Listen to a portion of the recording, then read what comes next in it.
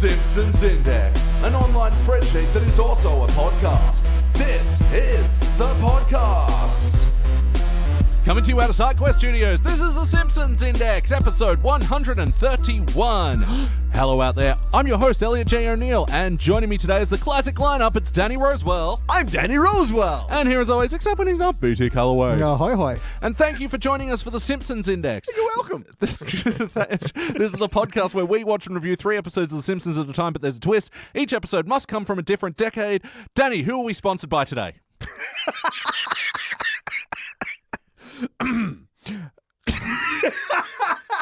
You got him. Today we're sponsored by Christ. Oh, you've put me on the Christ? spot. Yes, we're sponsored by Christ. Oh, wonderful. Drink it by the pint. Christ, for when you don't have much else in your life. Ooh. Oh, God. I guess we can't alienate our audience by this point. Yeah. If they're 131 episodes in, they're definitely along for the ride. It's true. Yes. Suckers. You're ours now. And yeah, we started out today by watching an episode from the HD era. This was What does HD stand for? Hi diddly. from the High Diddley era, where we just watched season 25, episode 13, The Man Who Grew Too Much. The Man Who Grew Too Much. Too much. First released in March of 2014, it was directed by Matthew Schofield, written by Jeff Westbrook. In this episode, Sideshow Bob is back, and he's experimenting with GMOs, and he's altered his DNA to make him strong. And in the B story, Marge is preaching GMO abstinence. stand for? God, maybe... Old. Yeah. And DNA, what does DNA stand for? Deoxyribonucleic acid. And B story, what does B story stand for? B movie. Hey, what do we think of this piece of shit? Man, this was like you get like a bag of mixed lollies from the shops, and in some like really nice little tubes, and in there are also scorpions. And it's like I'm saying, it's a mixed bag, but the bads are so bad they may ruin everything else. Yeah. Oh, yeah. When I was on my latest holiday, I went to not to toot my own horn, honk, honk, but I went to an island with lots of deer on it. What's the singular of deer? Dear. Dough. And they served ice creams with deer poop. What? Is this like one of these things like those monkeys that eat coffee I- and then they shit the coffee and then you drink the coffee shit? Yeah. Look, I don't speak the language of this unnamed island that I went to. So it could be a translation thing. I'm sort of hoping it was chalk chips, Yeah, but they're like wittily named. Yeah. All right. But I didn't buy one, and I definitely didn't eat one. So I'm pretty sure it's deer poop. Yeah, in a foreign country, you don't want to take that risk. So yeah, ice cream with deer poop really brings me back to the story. Yeah, no, I know what you mean. You know, I've had more fun in the last 30 seconds than I have in the last 30 minutes. And you know exactly what I was doing in those last 30 minutes. Loudly criticizing the episode. But yeah, it's like they had a perfectly serviceable episode, but then they added deer poop, and that just ruined any kind of enjoyment you could have got out of it. Yeah. Well, see, this is a weird thing, you know, and this is kind of the annoying part of our podcast with doing things out of order, because you remember a few episodes ago we reviewed Gone Boy from season 29. So Sideshow Bob didn't... Ooh, cracking a cold one. Yeah, cold one with the boys. Crack a cold sausage. Anyway, so at the end of this episode, Sideshow Bob is super strong and has gills. Yep. Yes. In God Boy, none of that. Nope. I see the link straight away. Yep. And I actually have to do a quick corrections index. Remember when we watched Wedding for Disaster and Sideshow Bob was stabbing the clay mold of Krusty to aerate it? Yeah. I said the last time we saw him was Italian Bob. It was actually in Funeral for a Fiend, so he should be in extra jail. Yeah. He should be in a Extra lot jail, of prison. double jail. Yeah. I feel like I remember this episode you were telling me about. I haven't seen it, but you were telling me about one where Sideshow Bob turns into a giant green Hulk at the end of the episode and runs rampant. Oh, yeah, this was this one. Oh, it was this one. Yeah, no wonder it was garbage. Well, yeah, I mean, he didn't turn green and hulkish, but he did do a rampage, and... Yeah. Did that stand out to you from this episode, perchance? For better or for worse. It really fucking did, didn't it?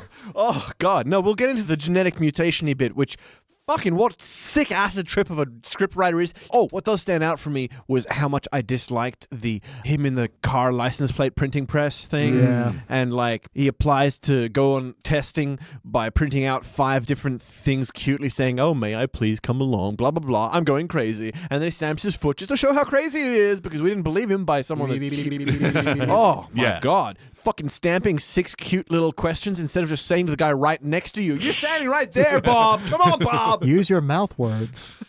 Not your license plates. Get it together, Bob. Goddamn Bob. And how about you, BT? What stands out to you from this episode for better and or worse? Man, it's just the hard turn this takes into Shitsville. Because I was having an okay-ish time for the most part. It starts off reasonably enough. You know, Marge wants to be involved in the church community, but all the good jobs are taken, so she ends up working on teen abstinence. Doesn't know what she's doing. That's fine. As for a plot. Starts off with Lisa concerned about GMOs. Takes a hard turn from being concerned to being, no, we need to have them. Very okay, weird turn, but confused. sure. But then the second we saw Sideshow Bob, I'm like, no, this is going to suck. And gosh darn it if I wasn't right. Like It everything. sucked already. Don't you hate Everything. being right all the time? Well, I mean, it Get was sick of it. Wouldn't you like to be pleasantly surprised? it was just passable before Bob showed up. I was like, okay, you know, I got some decent laughs out of this one. Oh man, fucking like at the traffic lights waiting for Beardsley McGillicuddy to cross the thing. I can't believe she even said his name. Oh, Jasper Beardsley. Oh, Jasper Beardsley. I'm saying this to the audience in case they don't know what his last name is. It's about his beard. And then his beard goes up in his face. He's like, what is this? What is Yep. this thing? Oh, I wish Never I knew knew the he word had a for one of beard. these hairs. But then Bob shows up, and any chance this not being stupid just shits completely. Especially when Lisa's like, oh, I miss him. He's an intellectual I can have a conversation with. He's tried to kill you. You specifically. There's even a bit where she goes, no, he tried to kill you, Bart. Not me. It's like, no, he stole a nuclear weapon and tried to kill everyone. Everybody. Yeah, he's tried to kill the entire Simpsons at one point. He tied Lisa up in Cape Fear. Like, Yeah. see, I think the Lisa Bob thing is actually an interesting turn for this episode to take. Yeah, sure, Okay. he's tried to kill her a couple of times. But no, there is a genuine thing where they are possibly intellectual equals. Yeah, and- but he's in a lab surrounded by super genius scientists working on genetic organization. Why the fuck does he care about the Simpsons again? Oh, I miss you, Simpsons. Please come to visit, he says with a tear in his eye. While surrounded by his intellectual peers who have a possibility of appreciating his music, even jazz. Yeah, he is like way more up himself than usual in this one as well. Oh, the Impressionists, they're the pop stars of the painting world. Yeah. The pointillists. But what stands out to me, I gotta say, the Marge story, I disagree. I fucking hated everything about I know, I this. hate it as well, but I Yeah. like it was an interesting starting point. It's like, okay, this is something we haven't done. It makes sense that she would get into it the way she did because she always wants to help, even if it's doing a job she doesn't want to do, and clearly doesn't believe in abstinence, but ends up there anyway. The setup is fine. Everything following the setup is garbage. Yeah, I mean, that's what stands out to me is that everything was garbage. There was a potential for them to say something about abstinence there, and the conclusion of that story being that they practice abstinence because they're thinking about home and naked. Not only that, but then they're they all should have like, had Beardsley come back for that one. Think about him naked? Yeah. Or Grandpa, I had sex. What's wrong about hearing your elderly grandfather talk about sex? Yes, that's much better. I like that way more. I went without sex for 2 months after watching that episode. I went without sex for 2 days. You mean you guys were making the ugly baby with 17 limbs 3 days ago? Yep, that's the metaphor. And it was really sticky too. You want to see photos? Yeah. Sticky photos. And then Wiggum going, oh, we can't help with the rampage down at the art museum. There's horny teens out on the loose. There's And then- always horny teens on the loose. But then that wasn't anything. And Yeah. then Marge was able to Nah. round them up to try and beat Bob, which... It's like, I'll let you out of your abstinence pledges if you beat up this guy. It's like, first of all, that's not how a pledge works. They already not a contract. That's true. That's I'm true. just saying. It's a pledge between them and God. Yeah. Who are you to break that, Marge? God? How you dare think you? you're God's How lawyer dare now? you, Marge? why were the bullies attending this thing as well? Yeah, if she's like, hey, every horny teen who's got raging erections, come with, follow me. And beat this man. Well, oh my God. Why are all these horny teens following Marge to a quiet, secluded area? To beat up a person. Yeah, well, obviously. Why do you follow a horny wife? How did she know he was there?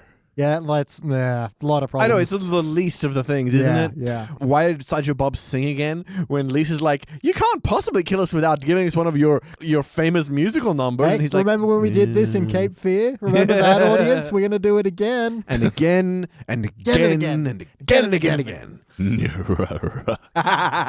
this Oh, time he we're stepped on another fucking fork again. underwater this time. Because he's canonically got gills for the rest of the Simpsons seasons now. Yep. Yeah. And super strength. And grasshopper legs. Grasshopper fucking legs. And a python jaw. python jaw. And he does some chickeny flapping as he falls off the cliff. Oh, yeah. Doesn't really help because chickens don't really fly very well anyway. Nope. But also in a laboratory full of people where he was chained to his desk. How did he get any of this done to himself? And how long has he been doing this to himself? Yep. Then he pretty much has it mastered as well. Yeah. Oh yeah, clearly he's like got no external symptoms and nothing's gone wrong. Not a single thing's gone wrong. Not to mention the 5,000 patents that he's got. Oh, 5,000. Sorry, I just yelled in the microphone. That's okay. It just hit your brain really hard. I saw that. Oh, I've only got mild tinnitus. Sorry, 5,000? I can't hear that behind all the ringing. Mop. He got 5,000 patents, which earned him a single hour of free time. Yep. So they let him run loose and expect him to come back in an hour. That's not how earning your time off. Doesn't it go to the end of your sentence? You get out of Yeah. your sentence earlier? Why would you just let a prisoner, a murder prisoner, Yep. run loose for an hour With a child. with a child? What the fuck is that? Is that comedy or is that just like bad writing? I think it's bad writing. Oh, bad writing. Bad writing. The fucking, when they are in the museum, hey, you were able to lift up those poles really easily. Where did you get the strength? Well, it's a perfectly reasonable explanation that I'll explain in great detail right now. Yep. Yep. Also, I caught those poles to stop them from crushing Lisa. However, 2 minutes later, I tried to throw off a bridge. Yeah. Because fuck the writing in this episode. Well, to be fair, someone asked him to take a picture of their ugly family. You don't have to be fair to this episode, man. I didn't come here to be fair. Play count. How many times have you seen this episode before today? No. First timer club. Pretty sure I have seen it before, but I might have purged it from my mind. Sucks to be you. I mean, it does, but beside that. Yeah, I've seen it before, but like I didn't remember any of the abstinence stuff. Actually, I only remembered the sideshow blah blah blah. Oh, they were clearly show so bulb. proud of the finger puppet graphics when they turned Marge and Homer into like ugly fucking finger puppets. That's one of those things when I mean, finger puppets doing ugly fucking. Sorry, carry on. when the character's doing the fantasy of seeing, you know, the people doing the Yeah. finger puppet. Yeah. Like what are Marge and Homer Actually doing yeah, grinding. Yep. in front of the abstinence class. Yeah, man. Yeah, 50 cents playing. Getting their twerk on. What? You know how to use that HEP language really well. Man, I'm late. Noobs. So let's talk about some of the wackiest. Was this a particularly wacky episode of The Simpsons? Oh, God, yes. Bob has gills.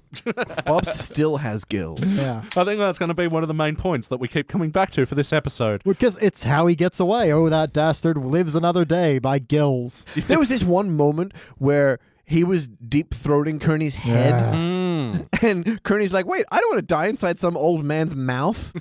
Which is the opposite of what he said in the last episode I saw. Yeah.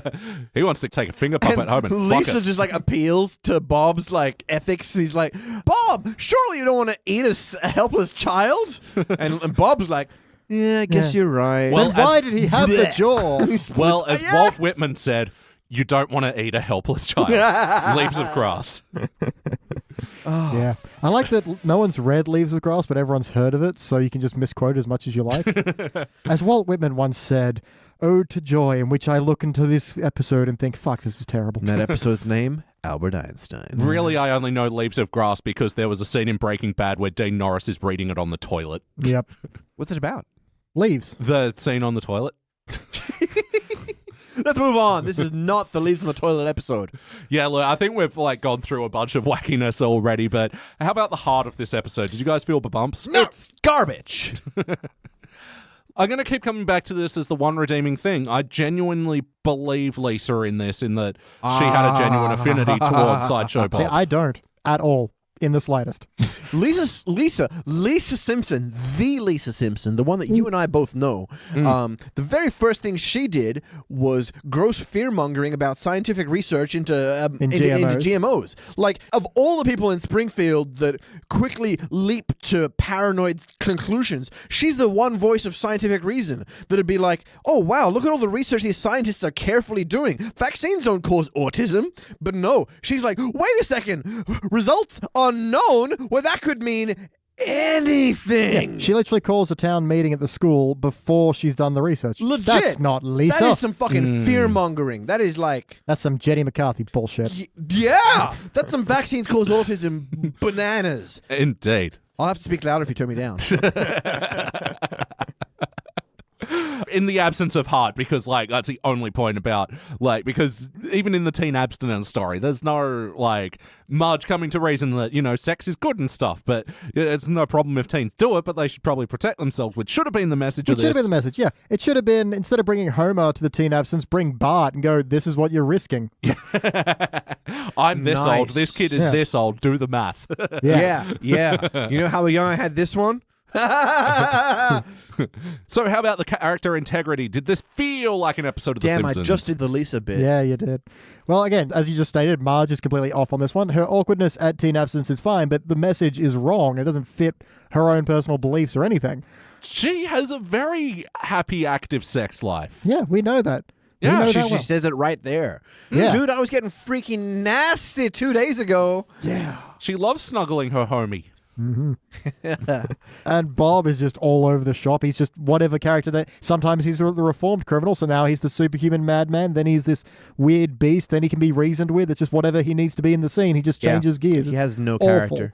I feel really bad for Kelsey Grammar High School. Yeah.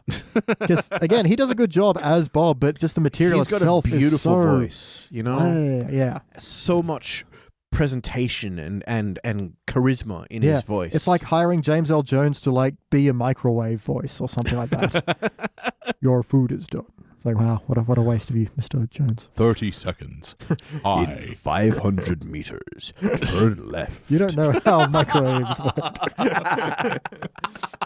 And I Are you like it. driving with your microwave again? It's whatever James L. Jones tells him to do. Turn left onto Anzac Parade, and your muffins are done. Ding. Yes. Yeah, so character integrity's fucked. Integrity of the show as well. Yeah, like I said, they pretty much explained the turn of the plot for us at the end of the second act, start of the third. It's just... like, there was a way more clever way to get there and sort of slowly show Bob's strength, and Lisa go, huh? Detective hat? Yeah, but no, just explain it all to me, please, Bob. And then he goes insane. Yes or no, would you watch this one again? No. BT, what would you change? Everything. Everything past maybe the first 5 minutes. Maybe not even that. Again, I like some of the setup here, but just get rid of Bob. He does not need to be here. It's so bored. The second he showed up, I got bored. It's almost like this is going to be some wacky bullshit. It's not going to make any sense. I'm already checked out. I don't know. Do something else with it. There's so many directions you can take that I don't know where to go with it. So I'm a little, Three Stooges syndrome on that point. But, the whole Marge teen abstinence thing, again, there's something to be drawn from that. And to not do it is frustrating because we know Marge has a good active sex life, but is also very, coy when speaking about it, doesn't want to get into these kind of things. So there's a lot to mine from that. And a good Marge story is always good. So, definitely. so much more to do with this. Just pull it back down to its bare roots and start again. Fair enough. And Danny, what would you like to change? Well, for one thing, I feel much like... Into the mic, sweetie. He's going to have to turn it down. Are you ready? Fucking hell. All right. For one thing, I sort of agree with Into the Mic Sweetie over here that Bob doesn't really need to be here. I think it would be more interesting if GMOs had sort of like a throwback to the Tobacco team. Yep. Oh, yeah. Partly that it's sort of tied back to the Simpsons themselves a bit more. Also, it's got more ties to possible negative consequences of genetics. Like having a superpower to psycho murder. Nah. For a second, I was like, wait a second. Having a superpower to psycho murder? No.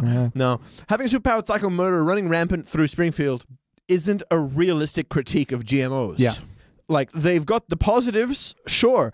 And there was the paranoids, fear-mongering. Yep. There was discovering that there is positives through research. And then there's like, but what if there's superpowered serial murdering psychopaths? Huh? What about then, huh? Yeah. It doesn't really make a convincing counterargument. So the tobacco thing, where it is using standard fruit to make addictive substances that can control the population through mild blah, blah, blah, blah, blah, blah, blah. There's ways to go. They're more interesting and still ridiculous, but also nuanced and blah, blah, blah. I feel like the Marge thing should have been more about... It was lovely that they tied it into the Sideshow Bob bit, and they had Marge turn up at the last second and use her horny teens to fuck everyone in town. It's a technical credit at best. It's awful. It's awful. One hot babe with an army of horny teens is a setup to a terrible movie. That I would watch 5 times at least. I have watched it.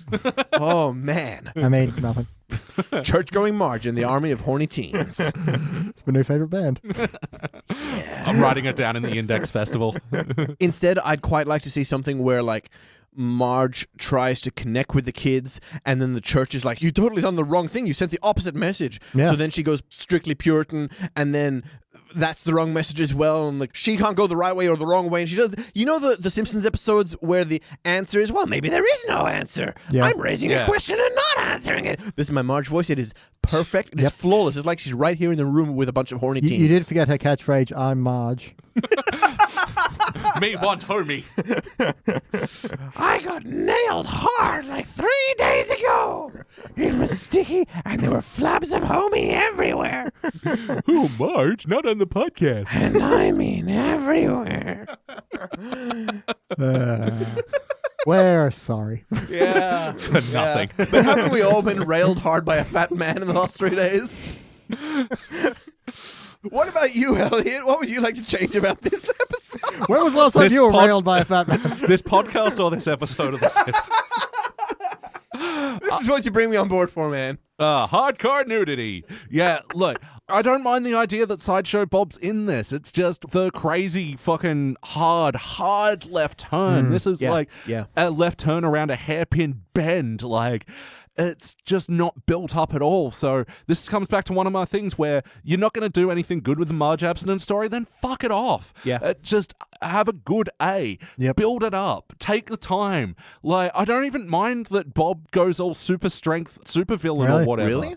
I can even buy that he's like being a little bit testy, or he's snapping or whatever, and Lisa's sort of seeing it. And- testy. Yes. Homer erectus. Yeah, that he's even snapping because like he's altering himself or something, and But I mean, realistically, both plots have a point about purity and about finding the right balance. Because if you can genetically modify food to make them more plentiful and more now we're nutrient full. But if you go too far, you could get a tobacco kind of thing, or you can make them addictive, or so that has to remain in check and balance. And same with abstinence, like to just completely deny entirely is probably a bad idea, but a balance is a good idea. Yes. So contraception and Slow shit. clap, ladies and gentlemen. Better As is- episode, ladies. as is a balanced gentlemen. diet. Yep. And eat all the GMO food you want. They're fine, people. Like, come on. So have a moderate amount of GMO food and a moderate amount of sex. That's it. At the same time? Oh man, obviously. How do you do it? I mean, she was scared of how fresh the veggies were.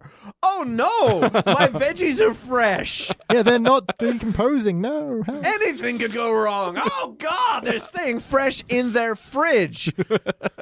Fuck off. I mean, like, you need some sort of at least semi-legitimate fear for her to mistake. Like, Yep. someone in there has an allergic reaction to a carrot, and she's like, wait a second, these are GMO carrots. That must be the real culprit. Yeah.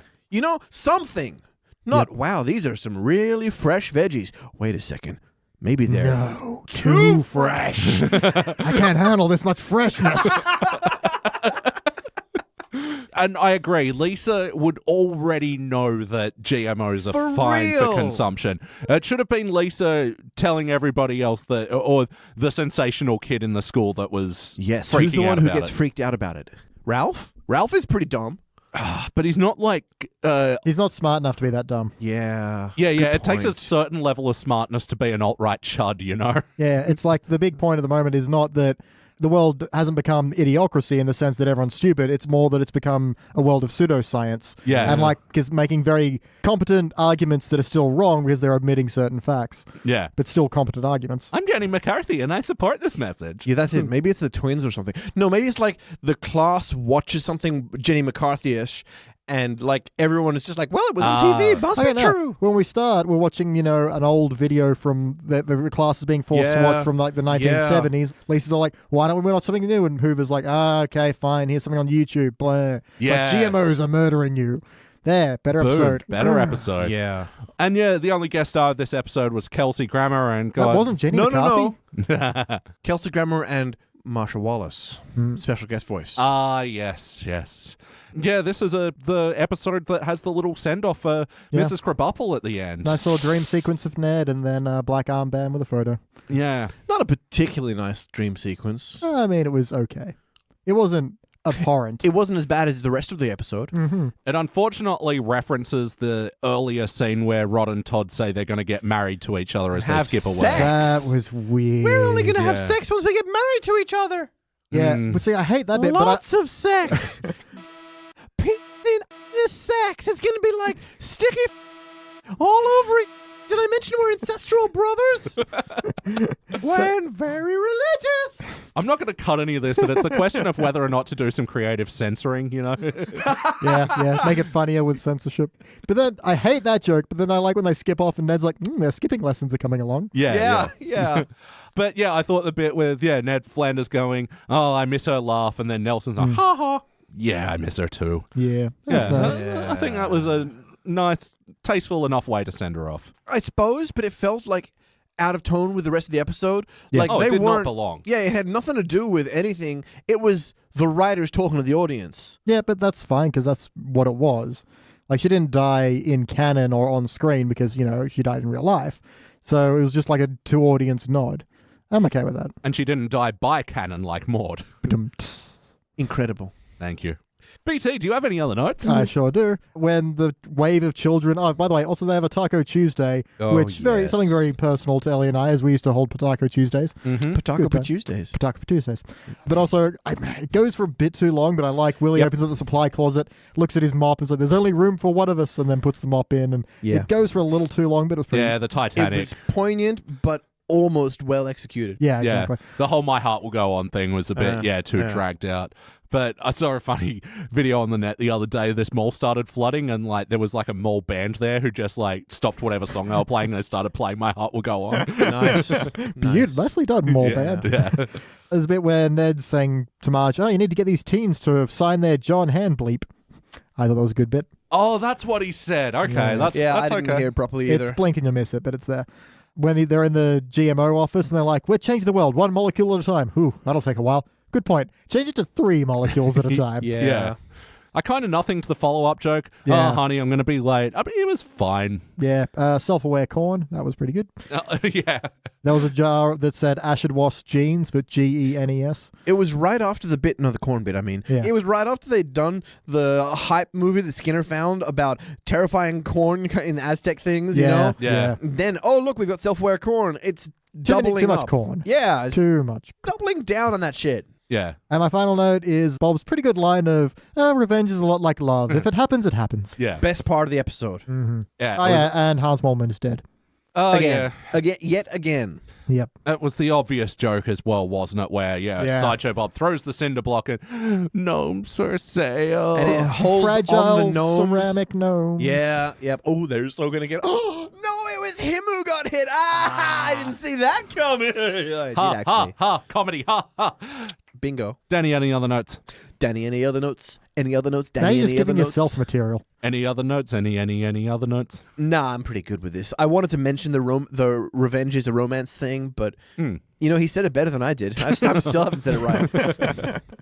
I can't say things right either. It's time for my Hey! final notes. Now it's time, and now it's time for his final notes. Elliot's final notes. Ooh, harmonizings. Mm. I like how Homer, Lenny, and Carl are sneaking in for the school's Taco Yeah, Tuesday. like Taco Tuesday. Yeah. Yeah. Yeah, that was good. Oh no, you made me overswipe. Oh. Clash of Clowns. Clash of Clowns. Got to get some fucking modern references in there in case children pay attention for a second. It's not likely. Keep the attention to the kids. Yeah. We get a brief reference to the season 21 episode of The Bob Next Door where His face Sideshow comes Bob off. does a face-off thing. Oh, yeah. His face comes off. I still don't recognize that episode. What happens in that episode? His face comes off. Oh, yeah. No, I still don't remember. But I That do was remember that. all the way back in podcast number 19 when we did our Holy Sideshow shit. Bobathon. Fuck off. No way. Yeah. There weren't episodes that far back. Yeah. It was just unscripted drunken rambling. We just started at 100.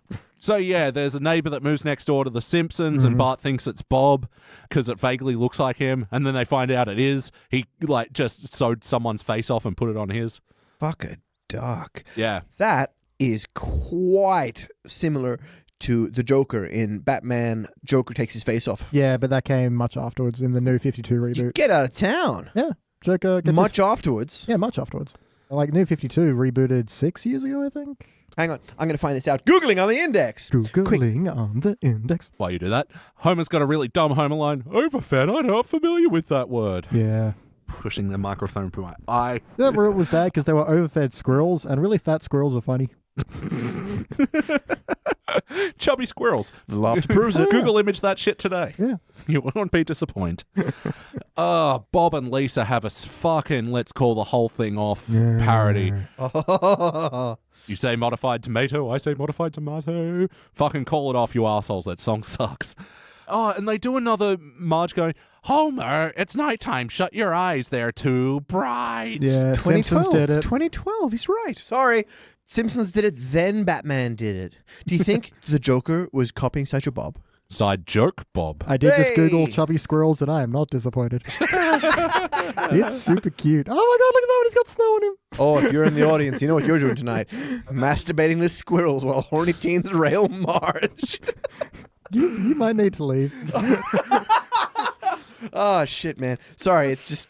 There was such a bad line from Lenny where they're noticing the horny teens going on a rampage in Springfield, and he goes, that's weird because people in the Middle East practice premarital abstinence and no one of them is violent. This is like the sort of thing Trump would tweet, you know? That's not something a rational person would actually say. The fuck? It's a new way to gauge writing. Would Trump tweet this? Seriously? Oh, man. GMOs are creating self-aware carrots, and we have to stop them. It's time to rank this thing. Unless you had something else you wanted to say on the No, topics. I was just accidentally Google imaged a bunch of Jokers with his face ripped off. It is horrific. Yep. Because he's holding it in his hands. No, no, he's stapled it back on and it's starting to rot over his muscular... Oh! Yeah. I have to read this comic. It's so disappointing. Oh, is it? He's put it on upside down! Yeah. Oh! So, you guys want to masturbate tonight? I mean, I already am. But What are we, the Beatles? I know, I've seen. Oh, the eyes are coming through the mouth and there's teeth in the eye holes and worms and maggots. Why are there worms and maggots? Because it's rotting. Yeah. It is time to rank this thing. On the Simpsons Index, we rank using our 6-point scale, which starts down the bottom at failure. Maybe if this episode was just... you give this a participant, but for the positive rankings, you go okay, bronze, good, silver, excellent, gold, but for the best of the very best, you give cubic zirconia. Not today, though, sir. Danny is going to go first. He's going to show you how it's done. Cubic zirconia. Okay, why are you giving this a perfect ranking? Don't you dare write that down. You said it, man. Oh, you can't unsay it. I'm giving this one a failure. I am unhappy with the conclusion, with the middle, with the B plot, the A plot, and I didn't like the introduction. Yep. I really did like that one line about romance being a lot like revenge. Yep. If it happens, it happens. It'll happen when you least suspect it. But you know, it's nice that I have one happy memory for once it's gone. Yeah. Once it's nothing but a bloody smear of mince and Marge getting railed by... Sorry, Marge. I'm going to have to put like an extra explicit tag on this episode. Usually it's just the little E for swearings, but... I'm now sorry, it's guys. You bring out the best in me. BT, what do you think? Rank. I'm going to fail it. Like, I could have participated in this up until, like, even the halfway point, but then everything just goes wrong and nothing fits and it all sucks and it's all terrible and makes me angry. And despite the fact I got some laughs out of it, it's just such a hodgepodge mess of hot garbage. Say hodgepodge again. That's going to be a good sample. Hodgepodge mess of hot garbage. Yeah, I like it. I like it. I'm feeling Hodgepodge it. mess of hot garbage. Yeah, look, I'm going to fail it as well. Any potential that this episode had was not only squandered, but it was wasted. It was like setting up with things that I'm kind of like, okay, I could get on board with this, and just went backwards. Fuck this thing. Yeah. All right, unanimous failure. We are giving this thing the index finger! And this will be joining other such unanimous failures from season 25 as Homerland, the fucking weirdly racist episode. Oh. White Christmas Blues, which was... Still sounds racist. White Christmas Blues has actually come into... has been doing the rounds on the memes because people have picked up on that one shot that's got 2 mo's in it. Yeah. What else from season 25? Luca Dollar, where Lisa falls in love with that kid who does eating contests for some reason. What? Yeah. Dip the hot dogs in the water, they'll go down your gullet faster? That's the one. And also, what to expect when Bart's expecting. The classic. Yeah! It's weird how endeared I am with that episode, I know, despite it right? being garbage, but like, oh, that's one. It's crossed that threshold. It's gone Yeah. so far shit, it's popped out into China. Yeah. Sorry, China. Like... Because Lisa Goes Gaga is bad and it's kind of hard to watch, whereas What to Expect has got a very room quality It's to it. so bizarre, you kind of want to watch it. Yeah. All right, now for the new segment of the podcast, entering the score in for season 25. All right, it's still very much a dull participant, but season 25 is still ranking at number 28. Wow. So it is the third from the bottom. But more data as we go. Incredible, actually, that there must be seasons from after it that we like more than it. Yeah. So So what's the best season? the best season at the moment is 6. What was your second best season? Yeah, it goes 6, 5, 7 for the top 3. 6, 5, 7. And if I wanted to view this data myself, where could I find it? Fuck. .com. Joke. Yeah, fuck.com. Wow. See a fat man railroading a Marge. What have we become? A bad podcast. All right, and before we move on, is that reputation justified? Does the episode hold up? Does it let us down? Does it break new ground or hurt you? What's the reputation like? Is it justified? Let's ask around, check the reviews. Nice. Yeah! Oh. Actually, Shag, yeah, you got to go back and listen to the past few episodes. We've heard Really? Weird Al Yankovic over here doing such parodies as Talking Heads, Metallica. Holy Yeah, shit. it's been fun. Yeah. Dennis Perkins of the AV Club. Dennis the Wildcard Perkins. He gave this episode a B+, which in AV Club rankings is like silver territory. Dennis. Oh, do it, man. By IMDb's count, this is Kelsey Grammer's 16th appearance as SciShow Bob, and he's never unwelcome. Oh, that's fair. Yeah, I love him. For one thing, his presence signals the fact that the episode in question will have a strong, straightforward narrative. Nope. Nope, now you've gone. In a series grown infamous for tottering half-realized premises, the Yes. security that Bob episode is going to jump right in and get things done is like a breath of fresh air. No. Bob and Lisa are a natural pairing. Convinced of Bob's reformation, Lisa finds a companion with whom she can appreciate the finer things, and it's actually sort of touching. You know, before Bob goes nuts again and tries to eat a teenager with his genetically modified python jaw. It's a nice character choice while it lasts. Yes. No, I agree with all of that, but then you're supposed to say F- after that. Yeah. Yeah, because that stuff is like a minute out of the entire Bob episode. and Lisa are kind of sweet. And then genetically modified python jaw shows up and suddenly batshit's insane. Yep. Smear feces on the ceiling. Yeah, that's Yeah. the one genetic modification we didn't see, Bob's batshit. Dear poop chopped chips on your ice cream, ladies and gentlemen. All right, and before we move on in the Reputation Justified section, you know, we mention a lot of different reviewers. Yep. And unfortunately for the last years, I didn't realize, but I've been dead naming one of our reviewers. Designating? Yeah. Dead naming. Dead naming. What does that mean? When the name is dead because there's someone else now. So the person I've been referring to as Todd Vanderwerth for the last 2 years has been going by Emily. So just shit. going to, formally apologize. I wasn't aware, but in researching this episode, various AV Club things where, I found out that, she is now Emily Vanderwerth. And, Sorry, Emily. Yeah. Yeah, but still, what's a Vanderworth? Yeah. Yeah. Are we still allowed to make fun of her? Yeah, last name. That's Last it. name, definitely. No, Emily's a nice I'm going to get first the name. right first name from now on, but yeah, last name still It still Still open feels so season. Millhousey to me. Millhouse Vanderwerf. Yeah. So anyway, I'll include the show notes for this episode, a piece that she wrote for Vox about her coming out as transgender. Encourage everybody to read it. It's a very beautiful piece. That's awesome. Yeah. Good on you, Emily. Be a bit meaner to the Simpsons, please. All right, now it's time we move on. We've done our HD era episode. Now it's time for the classic era episode where... That's not surprising anyone. Whether we're going straight to classic. Wait a second. It took a second to click into my brain, yeah. Weren't you going to ask about my hat? Oh, New this tie, right? New tie. And for reasons that'll be very obvious soon, we are going to the classic era episode I'm of worried. Homer's Enemy. I'm worried. We're getting a sequel after this, aren't we? I know what we're doing. I see your tricks. I love it. I love it. Nice hat. We'll be right back.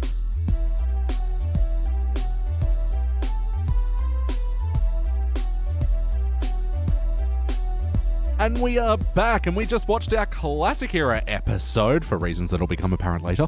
We just watched Season 8, Episode 23, Homer's Enemy. This was directed by Jim Reardon, written by John Swartzwelder! First released in May of 97. This is the Frank Grimes one. Hey, what do we think, guys? Man, I'm not gonna lie. It's a little tough. It's too real. Oh, man. Yeah, but this one is fucking where it's at. This is the peak of Simpsons writing. Wow-wee. Although there was a lot less hardcore sex between beloved characters than I was expecting. You take the Yeah. good with the bad, man. I guess you do. I guess you do. What this one lacked in the sex, it made up with the hilarity. Let's Yeah, make up for it with Rage Against the Machine parodies. Homer's Enemy. But yes, we're not here today to talk about what this episode was not. We're here to talk about what this episode was. Good point. Yes, and let's start out the questionnaire by asking BT, for better or worse, pick one moment that stood out to you. Oh God. I'm gonna go the Vice President dog. It's a great little recurring joke. Like the first appearance, it just shows how flippant Mr. Burns is when he's like moved by Grimes' story, and then all of a sudden is moved by this dog. Seconds that later. pulled a baby out of the way of a car and pushed a criminal in front. And then later on, the dog's just walking along with him. Little jacket says VP. And he's helping Mr. Burns reprimand Grimes later when he Yeah. destroys his wall. And then later he's at the funeral because a good VP should He's a be. good dog. Yeah, he's a good boy. boy. Oh, he's got a great remuneration package. It's so simple and so good. It's Yeah. just a nice little visual break from all this harsh realism Yeah. to, look, it's a dog who's a vice president. Danny, what stands out to you from this episode? Look, there are a lot of bits that I really am impressed with, and I hope we dive into teeth first, like the concrete. But what really stands out to me is absolutely the danger, high voltage, when we touch, when we kiss, when we touch. And then we die. Yeah. God, for The Simpsons especially, Yeah. it was the hardest hitting joke I've ever seen. Oh. Yeah. It's incredible. Like, it is funny as all shit because he's on such a roll, and you're just like, oh, he totally wouldn't, would he? And then you're like, the Simpsons wouldn't, would they? And then The zap! Simpsons did. And hard cut to the funeral. Yeah. And they even do the cartoony thing where, he's doing the kind of white skeleton moment. Oh, yeah. No, because I'm Homer. Incredible. That is a joke that has not pulled its punches. Yeah, so this episode has sort of got a bit of controversy in the Simpsons fan community because Yeah. of how badly they treat Grimes and also how meta the episode is. I don't think it's to its detriment, but I will say that, after this episode, because this is right at the tail end of Season 8, I do think that the meta Simpson moments start popping up a lot more than this, Yeah. and it did not handle it as eloquently as this This episode. first one really painted it well. Yeah. But fair's fair. After I saw this one, I did not have the guts to watch it again for like 10 years. Because, just the death of Grimesy just hit me so hard. He's such a poor guy, and he works so hard, and he struggles so much. But that's the bit. That's the bit. Yeah, that's the thing. I don't think they treat Grimes as a bad guy. He's just driven mad by the fact that no one seems to get it. And that's, as the memes now say, the older you get, the more you understand Frank Grimes. Exactly. Dude, Donald Trump is the fucking president Yeah. of America. He's the fucking president of America. It's best not to think about it. If there was I time know. for a When sequel we're all to this just episode. Flipping this shit out going, Jesus. What did you hear what he just said? I'm Did you Donald hear Trump. it? I'm Donald Trump. Oh, high voltage. Oh, who gives a shit? Because I'm fucking Donald Trump. Yeah, I couldn't help but think it as well. It's just like, Jesus. I can confess that I would willingly negotiate with foreign powers to get information on my opponents because I'm Donald Trump. Donald Trump grabbed by the. Yeah, we can do this bit all day. All day. There's That's the room for horror. a No, sequel. we have 3 years of this back. It is disgusting. Yeah. But I think it makes some nice meta commentary of, if you met Homer in real life, you'd probably hate him because he'd drive you mental. Well, it does make a lot of points, which I'm sure even back then that Simpsons fans were raising, is that how does this like low-level nuclear power plant employee it have afford a that house? 2-story house and Beautiful lobsters wife, for dinner? beautiful skinny wife, 2.5 kids Yeah. who will one day grow up to be a full kid. To which I feel like the response is, because it's just like a cartoon, you dipshits. But still, Yeah. it's raising Yeah. very good points. He and never got his fucking nuclear physics degree. Nope. He just turned up when they opened the plant. Didn't even know what a nuclear power plant was. I believe the quote was nuclear panoplant. Yeah, no, I fucked it up. nuclear plant. In my defense, He's doing the can opening like he's been drinking, but ladies and gentlemen, Owen, that is a Pepsi Max. I'm not hiding that at all. He's still been drinking. Yeah, it's not going to make him drunk. It's only going to make him better at mountain biking. More Or extreme. so the commercial will have you believe. Yeah. I have flavor to the max. Slowly changes the genetics into Tony Hawk's genetics. How do you think he got so hawk? You can see the little skateboards grinding down his DNA strands. Nice. And I'm going to say the moment of the story that stands out to me, only because we haven't mentioned it yet, but we have mentioned the levity of the episode, is Bart gets a fucking factory, and oh god, it's only a few tiny little scenes, and it's so cartoonish, Yeah, but but god they're also damn, it's delightful. They're also fun, and it's one of those moments where not having a point is the point. Oh, Yeah. my favorite part of that arc is not that arc. It's when Homer's like, here's my son. He owns a factory downtown. Especially in that as well. It's like, here's my daughter Lisa. She has an IQ of 156. Hi, see? Yeah. Here's My son son owns Bart. He owns a factory downtown. And Grimes is just like, yeah, of course he fucking does. Yeah, Grimes doesn't even question the cartooniness of it. It's just, yeah, of course. This dude's been to space. He's been on a tour with the Smashing Pumpkins. Met a former president. Yeah, I've been to space. You've never been. You've never been? But yeah, like you're saying, Beach, about it not having a point. Yeah, the conclusion of this story is like, it started falling over, and then it fell over. Like, this is great. And yeah, Bart and Milhouse just have such a fun little adventure in this. Yeah, like it's all pointless, but it's all fun. Yeah, what's the game that they play? Wacky Shack. Oh, yeah. Yeah, I just like when he first gets into the warehouse, picks up the screw and tries to throw it at the window, but the place Yeah. is so big. It's Yeah. ka-ting. It lands on the floor in the distance. Yeah. And he probably still owns that land Yeah, downtown. probably still does. Oh, yeah. Yeah. Well, now there's nothing cool there anymore. He doesn't care. Yeah, but he still has the land. Land is He money. doesn't know that. Land is money, Beej. Oh, that's interesting. Yeah. And I love how Milhouse immediately becomes his subordinate as well. Yeah. You own a factory? You don't own a factory. Hey, you want a job or not? Okay.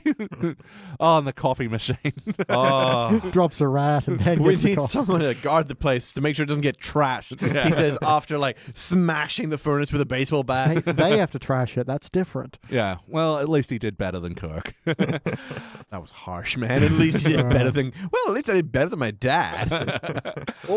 Play count. How many times Potts have you seen this episode? Yes, infinity, but also negative infinity. It's hard, because I know this like the back of my head, but also I know that I've been too scared to watch it for forever. Yeah. Pass. How many times have you seen it, Beach? I think about a 513. And a 513 at your seat. Stop looking at your watch. That is such a fucking good joke. That was incredible. Oh, a 5:30. And then he looks back at his watch anyway. Again, Homer only wearing a watch when it's Yeah. Yeah. when he's about to look at it. Not to mention then he walks in and fucking just picks a bucket up and It's been established for many episodes that Homer's got a persistent bucket of water. I imagine that's like the first thing he does at the start of his workday. Fill up the bucket? Yep. Or make sure the bucket is filled. Oh, Jesus. Yeah. One of his diligent responsibilities, It's making one of sure the the few bucket's filled. episodes where you can watch Homer being a lazy piece of shit and just be like terrified at how horrifically How horrific that incompetent is in he real is. life. Yeah. Yeah. Like normally you watch him like sleeping on the job and you're like, hey, this guy's getting some naps in. Yeah. But today I watch him and I'm just like, holy fuck. Yeah. How is anyone alive? Man, I'm responsible for safety at my work, and it's terrifying. Yeah. Well, that's It's it. hard. They're giving you new lenses to look at this episode through with Yeah. Frank Grimes. Yeah, because it's incredible. you even see Lenny and Carl who are clearly placating this guy. Oh, we Yeah. try not to think about it. That's why pencils have erasers. Everyone makes mistakes. Yeah. And just defending him at every fucking moment. There's a contest for children. Yeah, and he beat their brains out. Pipe down, we're missing the contest. What do you got against Homer anyway? Yeah. Oh, Lenny and Carl in this episode. Seriously. So, how you doing? I'm Lenny. This is Carl. I'm Lenny. Yeah. That really sounded like they used the same voice bite as well. Yeah. Just to drive it home. I think it's worth mentioning as well that Hank Azaria on the commentary of this episode made a point that this is probably the hardest that he's ever worked on a character for. That, Really? yeah, he spent a lot of time with the directors, getting the right tone of it and, basing it on a few different things. Like, he sort of based his vocal So delivery he's on... Homer and Grimy? No, Hank Azaria. Are you trolling me? Sorry, you're So looking he's at... Homer and Grimy. Give me back my pencil. Oh, I love that. That shot of the two chewed pencils. He's like, Homer, do you know who might have chewed on my He's just got pencils? them in his ears, in his pockets, in his And shoes. down his socks and everywhere on the table. Just doing little Homer experiments with them. How did he get the picking name his on nose it? and his ear and using it to pick his teeth. I just love yeah, you've got your name on a pencil, just like a pencil company executive. Can I have one? Can Lenny Can have one? Lenny have one? Oh, he is a child. He was so cunning in that moment, you know? It's like, Yeah. this'll work. Yeah, I bet I've outsmarted Again, him. he's the now. golden retriever. He is. really He is in this is. episode. And yeah, sorry, Hank Azaria was basing his vocal delivery a bit on William H. Macy All right. Wow. and sort of the visual they drew from Michael Douglas in the movie Falling Down, apparently. Oh my God, yeah, I he can is too. see that. Yeah, the square haircut and the glasses. Yeah. Yeah. I don't like that movie, so. Oh, really? I've never heard of it. You don't like it? No, I do. Mm? I do. I do like it. So what you're saying is Homer is voiced by Hank Azaria. What I'm saying Oh, is, it was he's the same Meryl guy as Streep. Grimy. Oh, a 513, right. Wackiness! Was this a particularly wacky episode of The Simpsons? Yes and no. That's the weird thing. Yeah. The wacky moments were lessened by the Grimes reacting to them as being absurd, like That's it, Homer man. almost drinking acid. Homer did almost drink acid, but no one got railed by a bunch of horny teens. I mean, Fucking it could hell. have gone worse. I got nothing now. Yeah. Pigs tend to chew. I'd say he eats more like a duck. That was great. That was great. So, well, some kind of farm animal. Oh, wonderful. Oh, God. I live in a tiny room above a bowling alley and below a second bowling alley. Actually, Wow. just back to that. Homer's just like so jealous.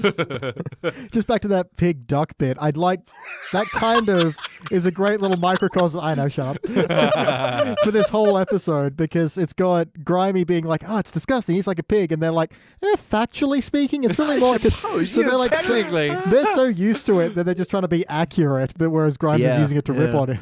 Yeah. I see what you're saying, but I think pig's not quite the right Yeah. choice What there. you mean here? Yes, yeah. Actually. You're missing the point. They're both missing each other's points, and I like it. Yeah. And actually, in this scene as well, and from here on in, they had that kids contest for building a nuclear power plant in the background of Yeah. all the lunchroom scenes. I thought Yep. it just a little nice touch. Oh, absolutely. Just to plant Yeah, that was seed. great. Although I do love when Homer's being professional, just eating donuts with a knife and fork. Where did he get a man. Mr. Good Employee poster? I don't know. We should get one. Mr. Good Employee. Yeah, we need that on every fucking wall of the house. But yeah, in his studying, he saw that episode of Seinfeld where everyone's eating candy bars with knives and forks. It's like, donuts! Of course. This is how you be professional at work.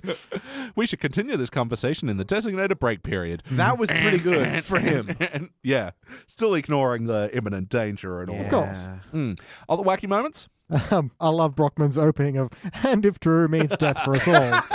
Now moving on to Kent's people. Yeah, that was incredible. Way to hit the ground running with a wonderful Yes. joke and then to introduce us to this character. Like, there was no wasted time in this episode. No, not at all. Again, it's another indicative of the good Schwartzwaldian ones. Is just hits the ground running. They are For as real. full as you can spend 23 minutes. Like this, was without a chalkboard and extended intro, just straight quick couch gag. It's not wacky, but just Grimes's animation when he's freaking out. Yeah. Oh, It's yeah. just there's like kind of a blur effect, and it's different. You can just see him losing it. He fully Cookie Monsters those donuts as well. Oh yeah.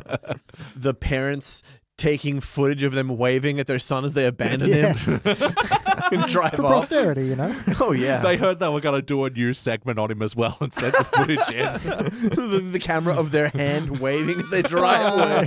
Ta-ta. And then, like, he's in the explosion, and then there's, like, 18 years of him slowly teaching himself to feel pain again. Yes. Oh, they were checking up on him with a camera crew this whole time. Yeah. They were just checking in. And they even managed to get that golden moment where the crow almost took his diploma away. Yeah, this is a really wacky episode when you break it down. Also, we have a license plate playlist by accident, where Marge is trying to get a personalized license plate. Will it come up in our third episode? Pretty sure it won't. Time will tell. In a way, aren't we all a license plate? The answer is no. Nitsy. But yeah. She should have gone for Midge. Oh, well, that might that's send the Moe's. wrong signals. Yeah. And the other bit of wackiness I just wanted to mention is another throwback to the factory as well. Can you guys tell me I've forgotten the name of... You know that picture that everybody draws where it's the nose and it's hanging over the brick wall? yeah. And Bart and Milhouse are doing it on the nuclear Frankie. waste. Yeah, I know what you mean. I just can't remember the name of it. Oh, Kilroy. Kilroy, that's it. Kilroy. Surprisingly sinister name for such a cute little drawing that everyone does. I'm Kilroy. Look at my large comedic nose poking over this wall. Kilroy was here. Right here. And I'll be back. Do you think he wiped the wall off after he pulled his nose off it? I was wiping my nose on the wall. Ugh. I like rough tissues. Rough as bricks. On my salad fingers.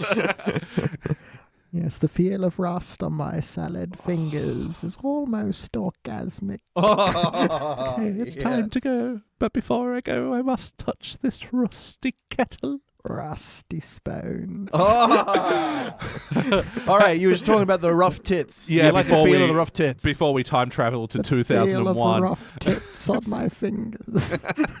What was that? Was that Newgrounds? Feels Newgroundsy. Oh, yeah. It's still going. So Newgrounds? no, salad fingers. Fuck There's off. new episodes. What? Even Homestar's dead. They finished it like 2 years ago, and now there's new episodes. Jeez. Yes. Fuck, it's like when you find out Cyanide and Happiness are still going. Yeah, they're still good. Yeah, oh, they're wonderful. Oh, man. I reposted one that I shared 2 years ago of, the spoiler, you'll never get away with this. That's right. No! How about the heart of this episode? Did you guys feel any bumps? It's weird bumps, man, because you feel for Grimy, but Yeah.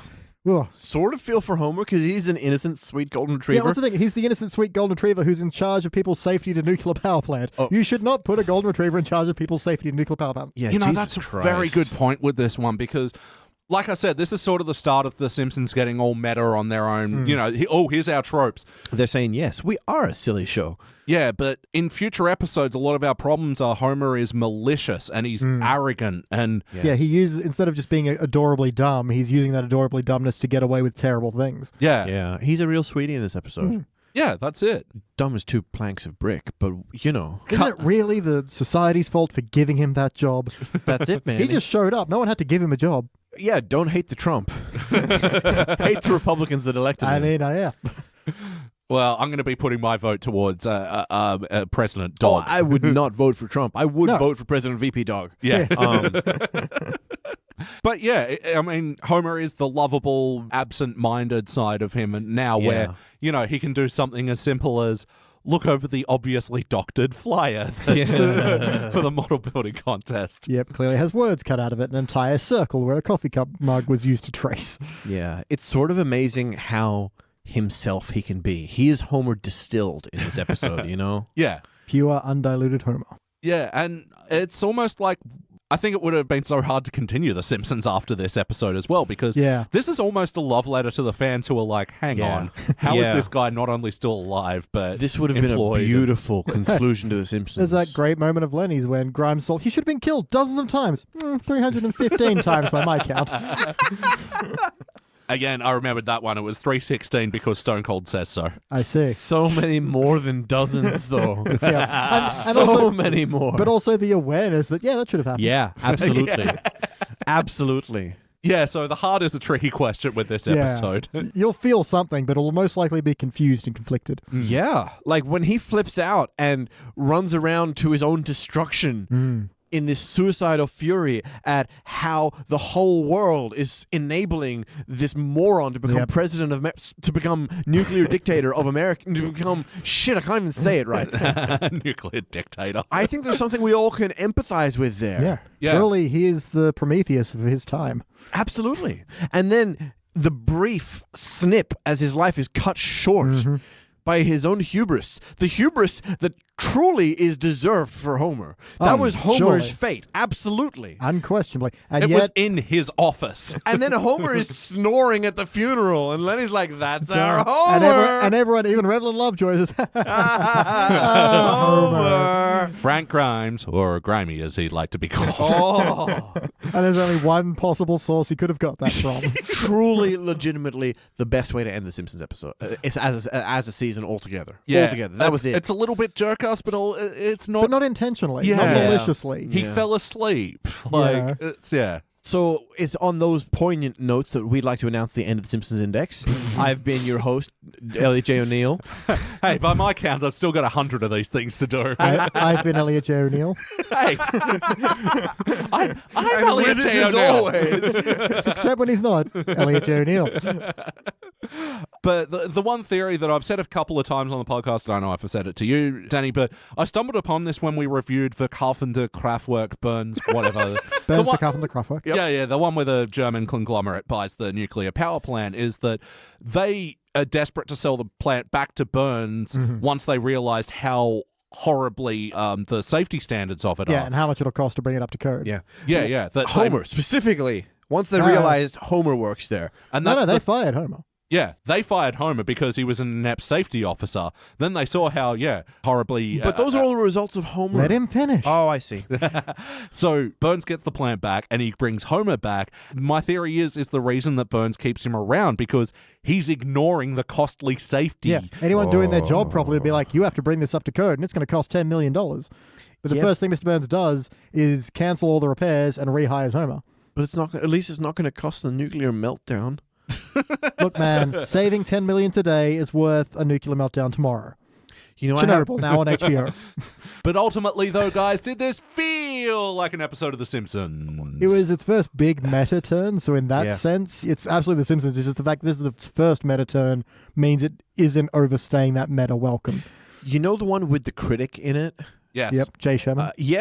Where like he's in The Simpsons, but he's also like meta commentary on being critical of cartoons and shit.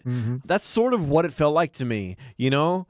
Because he is the audience looking at The Simpsons being like, what the fuck are you guys doing? How is this supposed to work? Looking behind the smoke and mirrors being like, this doesn't make sense. It's a weird look behind the smoke and mirrors while also looking at the smoke and mirrors. Yeah. Like, it's somehow both, and I think that's really brilliant and weird. And yes, it feels like The Simpsons. Yeah. But in such a weird, strange way of doing it. Yeah, it's definitely an episode that really stands on its own in the Simpsons pantheon, I guess. And I was saying to the guys before, the rival podcast, The Simpsons Show, this is actually their #1 ranked episode at the moment. I can see why. I cannot. Have they seen Lisa's Pony? My God. They get this. They do it in chronological order. I don't. What is this word? Chronological. Oh, Okay. that is the logic of time. I see, but time doesn't make any sense. And I think chrono is short Not when for you're- Chrono Trigger. Chrono Trigger logic. Did you ever play that game, Shag? I did. You're getting all nostalgic, are you? Yeah, look That's at his nostalgic dreams face. in my eyes. Dude, it's like $13 for the entire collection on the Switch eShop right Watch now. his face when you say Panzer de Grün. Oh, Oh, you heard about that one too? I moved a little. Did you? Oh, It moved. Yes or no, would you watch this one again? you fucking bet I would. Yes, I would. We're going to watch it again. We're going to put it in a playlist. What playlist does this go in? License plates. Yeah, but we got the last episode, and that was not anything to write home about. Pencils. Pencil? I don't know. Homer's watch. Yes, Homer's watch. It appears when it's relevant. That's pretty good. Homer's enemies?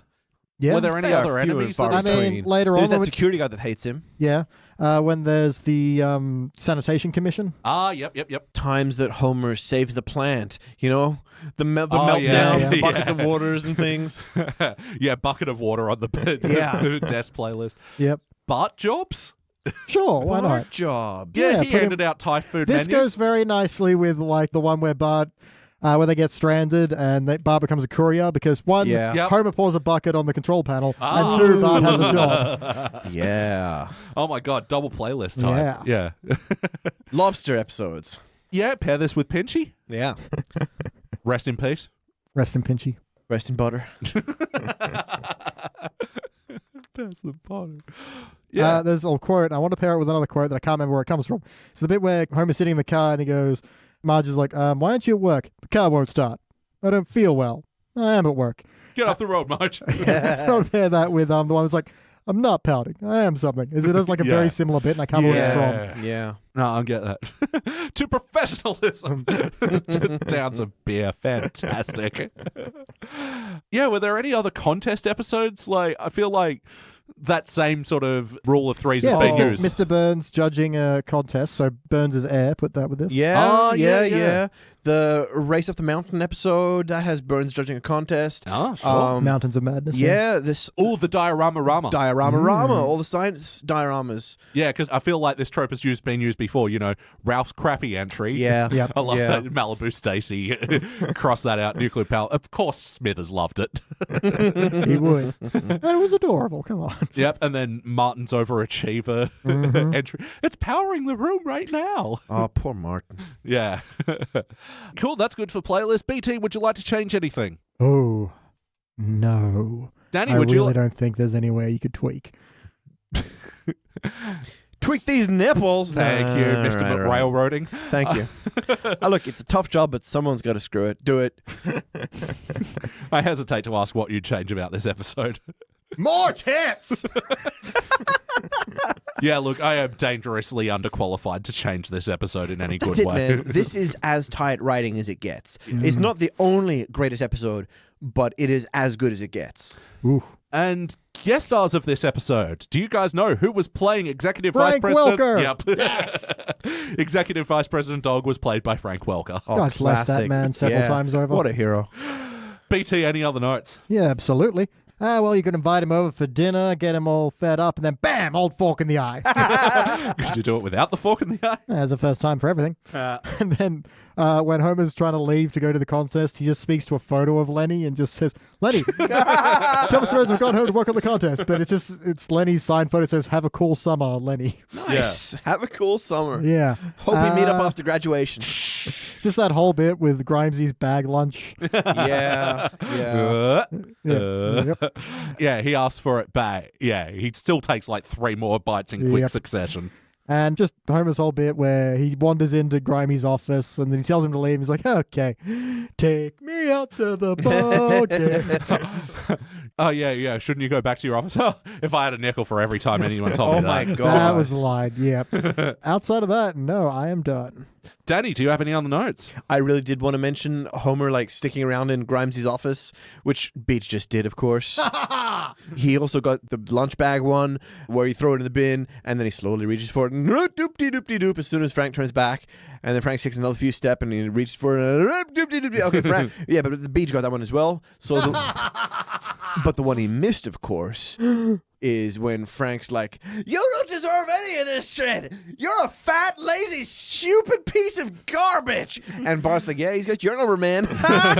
And like that far up the episode, I wasn't sure whether the writers saw Frank as a bad guy or not. And that's the point where you're like, yeah, they are totally on Frank's side. The writers are totally aware of just how much of a piece of shit Homer is. Yep. That was great. That was my favorite. Well, that was one of my many 30 favorite minutes of this episode. It had a lot of solid minutes. Yeah. What about you? Do you have any final notes? It's time for my final notes. I like how, as a child, Frank Grimes, one of his jobs was delivering toys to more fortunate children. Yeah. And you see, like, the preppy, pretentious, like, little boy with his fucking neckerchief and his dad like, oh. There was the button like, yes, enjoy that, son. Send the slave away. Chair goes round. Chair goes round. Homie, you busy? I'm feeling dizzy. I might have to go home sick. And I love when, like, Frank Grimes arrives, like, Homer genuinely thinks he's, like, helping him by, you can turn this camera around and you can take a nap at work. I don't think they're paying us to sleep. They're always finding ways to screw you. To screw you. I saw him asleep at his desk the other day. Well, he had 3 beers at lunch anyway. They make anyone sleepy. Yeah, he almost drank acid. Boy, would have my face been red. Oh, God. Think you could destroy my precious wall and get away with it? But yeah, also he just saw the wall melt. And he goes, my face would be red. Or my face would be red. The only joke that I actually thought was, I don't think that really landed, was Moe's enemy list that turned out to be Nixon's list. Yeah. Because you don't know about history and the Nixon administration. Oh, that's true. Nixon is a bit of a joke. Get it? Nixon.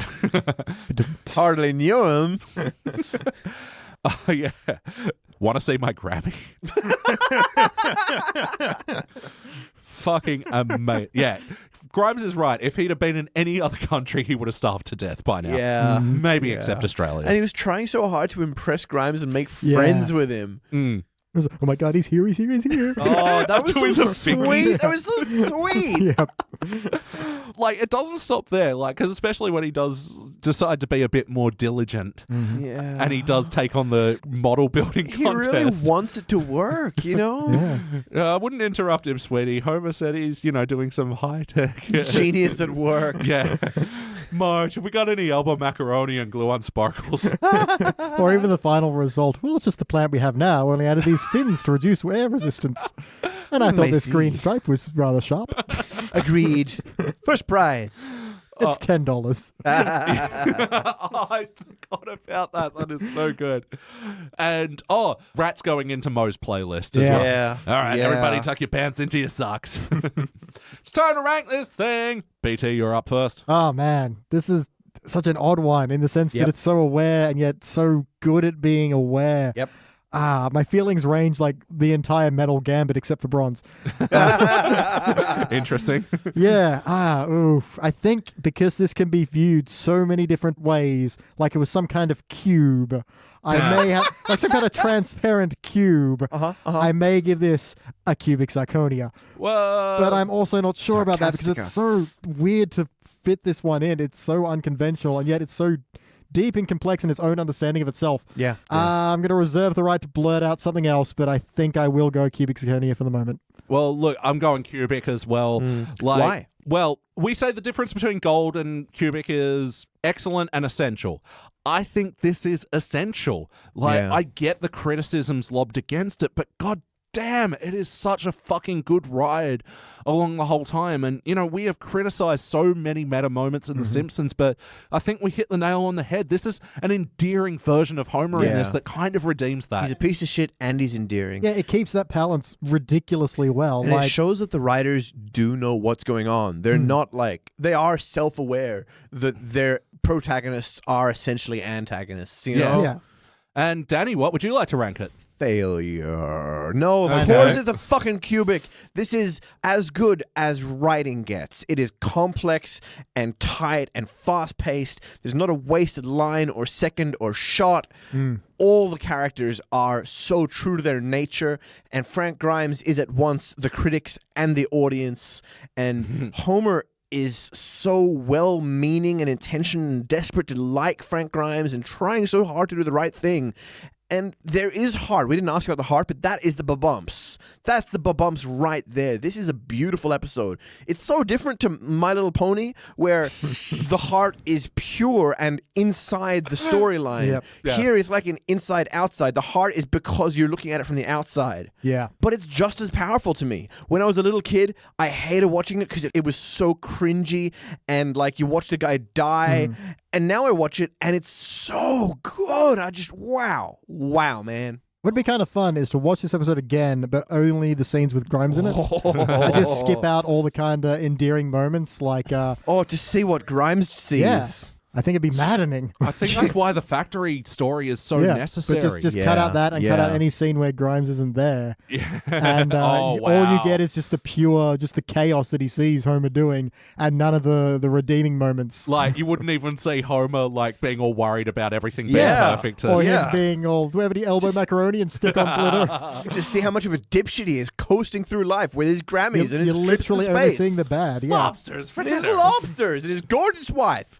All right, well, look, that's a unanimous cubic zirconia. So we are giving it the... I know, it feels like we should be saying something like... It's the solemn dignity of the Stanley highest cubic ranking. finger. We'll work for that in post. the cubic finger, I like that. Can you imagine having a cubic finger? I don't want to think about it. It'd be so small. And Season 8 doesn't actually have that many unanimous cubics. This will be the third one, in fact, joining The Old Man and the Lisa with Little Lisa's Animal Slurry and Mr. Wow. Burns. And it'll also be joining Brother from Another Series. Yes. Yeah. Sideshow Bob and Cecil episode. All right, and now the overall season ranking. Season 8 is currently ranking as our 4th best season. What? We're going to Yeah. up its game. And entering in the unanimous cubic ranking. Beep, boop, boop, boop, boop, boop, beep, boop, boop, bop, bop, beep, beep. Click. You can dance.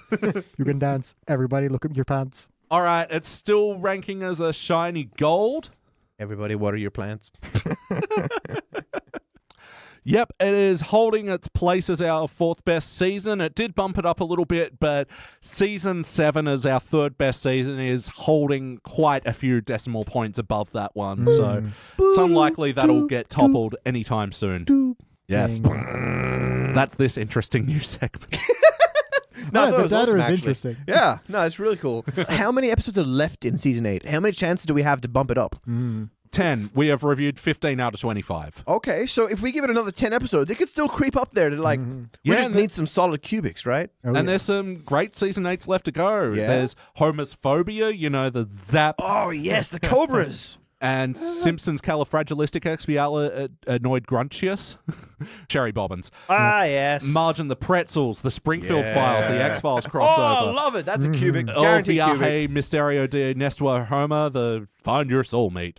Oh, the Nice. chilies. Yep. Hurricane Nettie, Yeah. Canine Mutiny, Laddie, Homer versus the 18th Amendment we haven't done yet. The There's Beer some Baron. solid Yes. episodes left. And, of course, Oh, Beer Baron, I'm looking forward to that. Come You are- on, season 8. and You Only Move Twice. Yes! I know, Yeah. that's waiting right towards the end, isn't Actually, yeah, it's almost like I've saved all of the QZs from season 8 till last. That's it, man. This season is bumping it up. Yeah, and we actually, need a higher ranking than cubic. Is there like a double cubic zirconia? Is there like some sort of diamond-shaped thing that's more valuable than a cubic zirconia? it? No. Huh. I would have heard of it if there was. Yeah, I'm sure. but also, yeah, season 8 has what I've planned to be the final episode for the Simpsons Index, Itchy and Scratchy and Poochie show. See, I really thought you were going to do this one with Frank Grimes. Is that the one where we introduce a new cast member? Yeah, Ooh. Roy. Oh, yeah. Oh, I need to find someone who's like edgy cool. Yes. All right, guys. Now it's weird to say it's time for our final episode of the evening, which is going to be our teens. What? In what will be known this episode as the Sideshow Bob Grimes connection. This is the episode that they connect. No. Yeah. Do you know about this The one? greatest Not at all. crossover since the Avengers. Fuck off. Oh, fuck. I might have spoiled this episode. Holy shit. Let's get out there. Let's do it. Let's do it, boy! What the fuck are we waiting for? Lobsters. For dinner!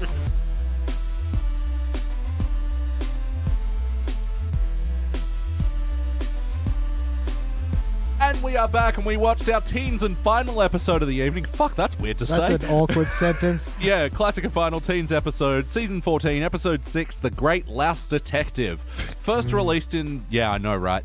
First released in December of '02. It was directed by Stephen Dean Moore, written by John Frink and Don Payne.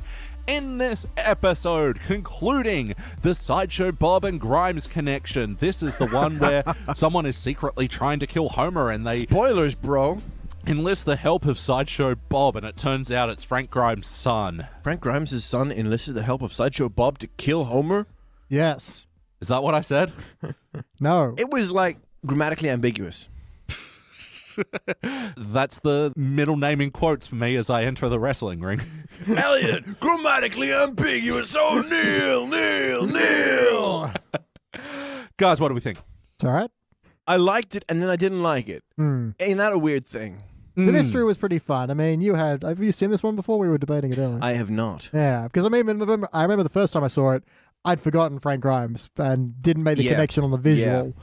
So it was a bit of a mystery for a Really, while. watching this right after the Frank Grimes episode was the worst thing we could have done. I know. Yeah, look, I mean, we've already jumped ahead to the play count question. Yeah, I've seen this a bunch and I've hit on this concept a lot. This is an episode that fools me. You know, I'm having an okay time and then I see the attempted murder. I'm like, oh, fuck, it's this one. Yeah. How about you, BT? Is this one you've seen before? Or? I've definitely seen it a few For times better or before. worse. Yeah.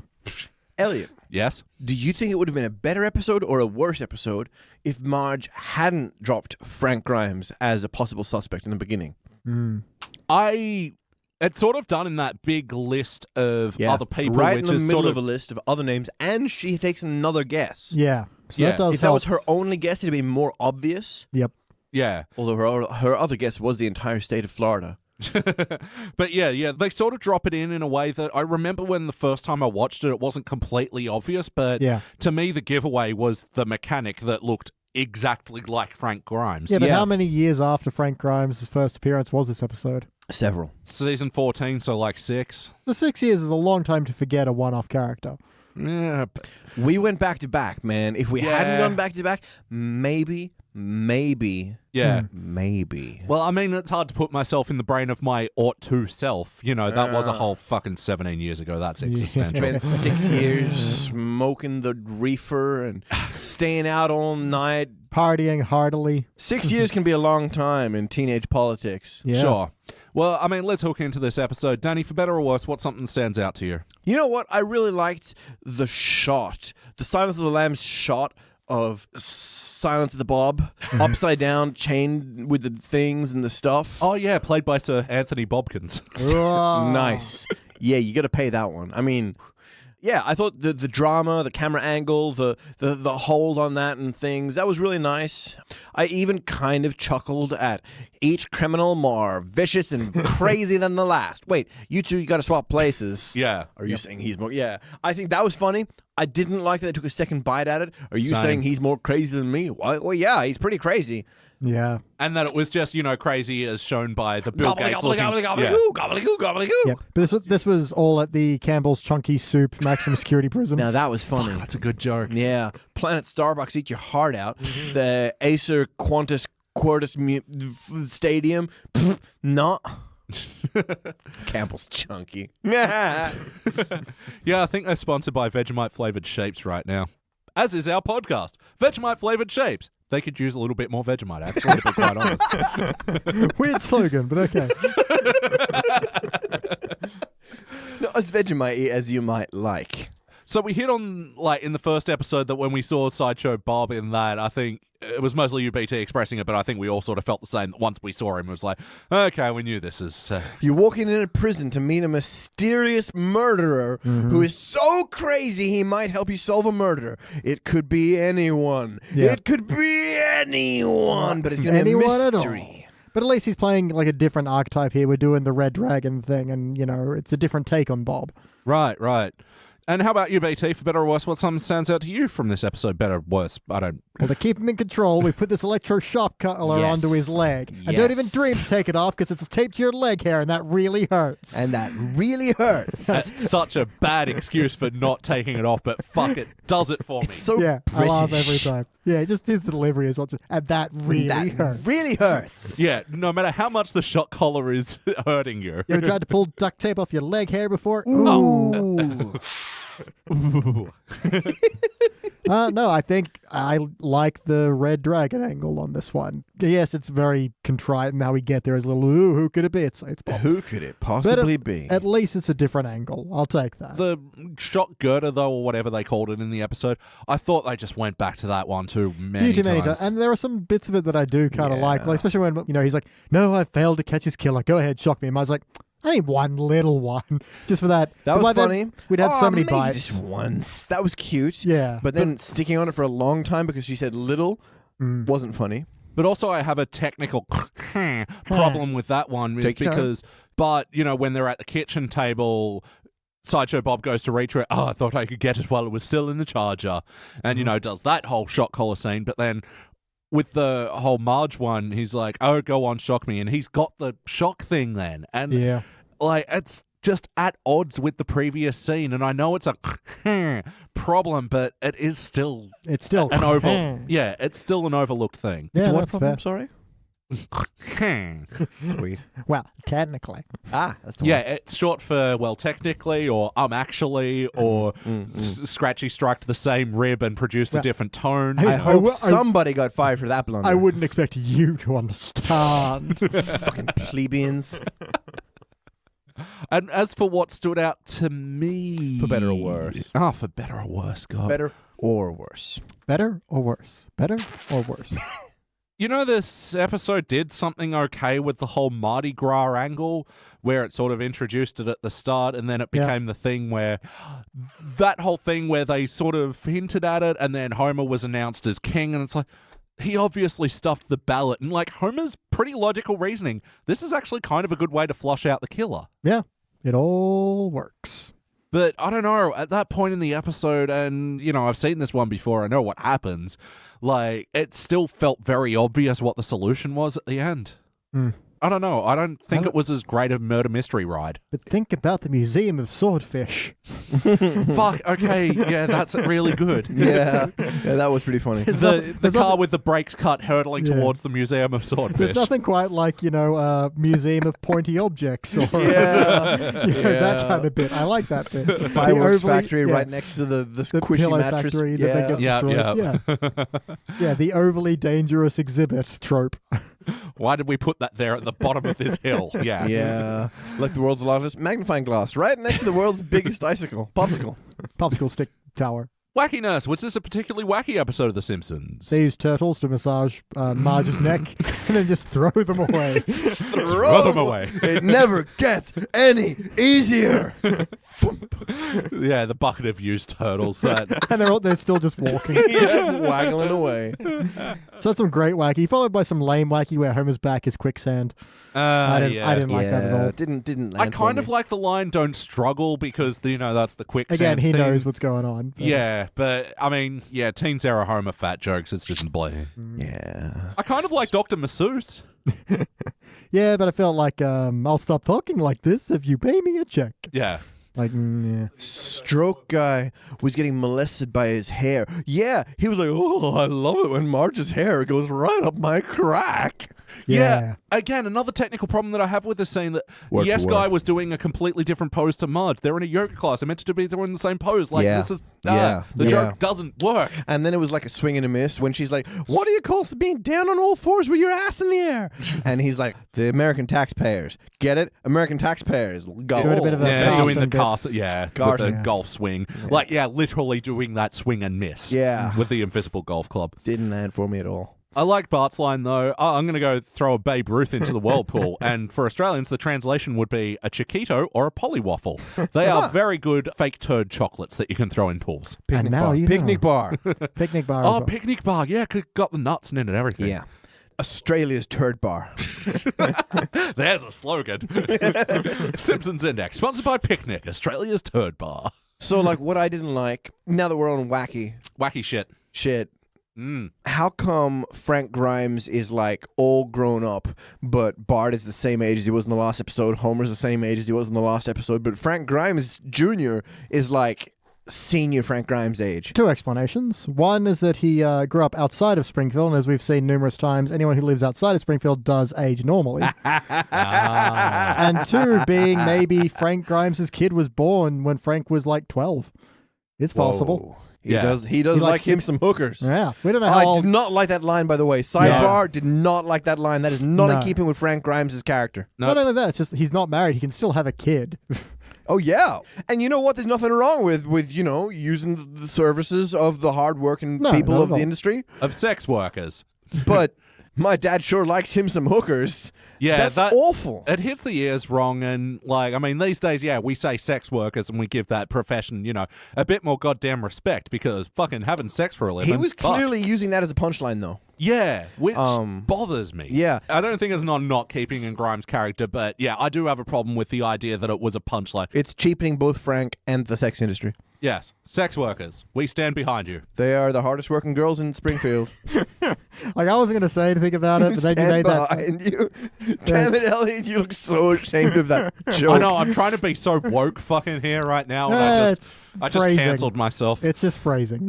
We're not doing You phrasing meant well. anymore. It was just, So, yeah, wackiness. Have we got any other cartoony things we want to talk about? I love when, the bar door creaks open, the gun produces fires, and then just... Oh, the old Western bar Yeah. door? Love it. Keeps flapping. It's just funny. Even though they took, the third bite of that, I thought I think it was the quite good. third bite. That was the point, And wasn't then it? Moe's pickled egg jar. Hang a lamp on it. Why didn't I take more photos? No, that was the best part of the episode. That was beautiful. Yeah. It's lying on the beach next to it. Next to the pickled egg jar. Then there was like the photo booth run of 4 shots of him with the Yeah. pickled egg I jar. could absolutely swear that we've seen that run of 4 shots, but with Homer and Marge before, but... Almost certainly. Almost Yeah. certainly. I also have a mild... Hey, Jordan. little retcon in Frank Grimes' tombstone now says in brackets Homer's enemy. Yeah, I didn't like that. Yeah. Just in case you forgot. Well, no one else knew that he was the enemy. Homer didn't believe he was an enemy. Who was there left alive that would have put it on the tombstone? Frank Grimes. Yeah, I think it Oh, was Grimy. And no one referred to him as Homer's enemy. They always referred to him as Stretch or Grimy. Stretch. Stretch. Other wacky things, there's apparently police stilts. Yep. I that actually was hated awful. this joke. That was awful. It's like Monty Python would have been funny when they did it, but you can't. Python would have made it work. Yeah, that's it. You can't just do Python. You got to be Python. And actually, in this stilt moment as well, Homer and Bob pinch stilts off Jimbo and Kearney.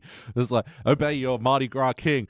Jesus is our only king. Which helps us explain why they were at the abstinence meeting earlier in this episode. There we go. Canonically, piece of Jimbo shit. is... You know, in my head, I sort of assumed they were in, like, what's that thing you get assigned to do when you get busted Detention? breaking the law? Community know, service. You know? You get Yeah. assigned to Why, abstinence you've training. been having too much teenage sex. Go to abstinence training. And that's why we don't have kings anymore, because they do things like that. Bastard kings. Oh, yeah. They were throwing a lot of king power around for a royalist country. No, wait. What's the opposite of royalist? Loyalist? Republican? Republican. Yeah, for a red country. Democratic society. Yes, indeed. Indeed. Free-thinking individuals. Quite. So you're referring to Homer asking people to throw their bodies in front of the car?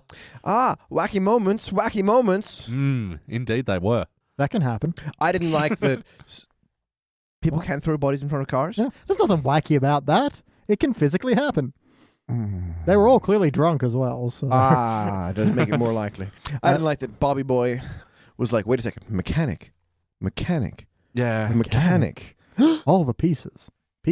Yeah, again, this Pieces. episode wanted to be a murder mystery, but I just Yeah. don't felt like it had the finesse. No.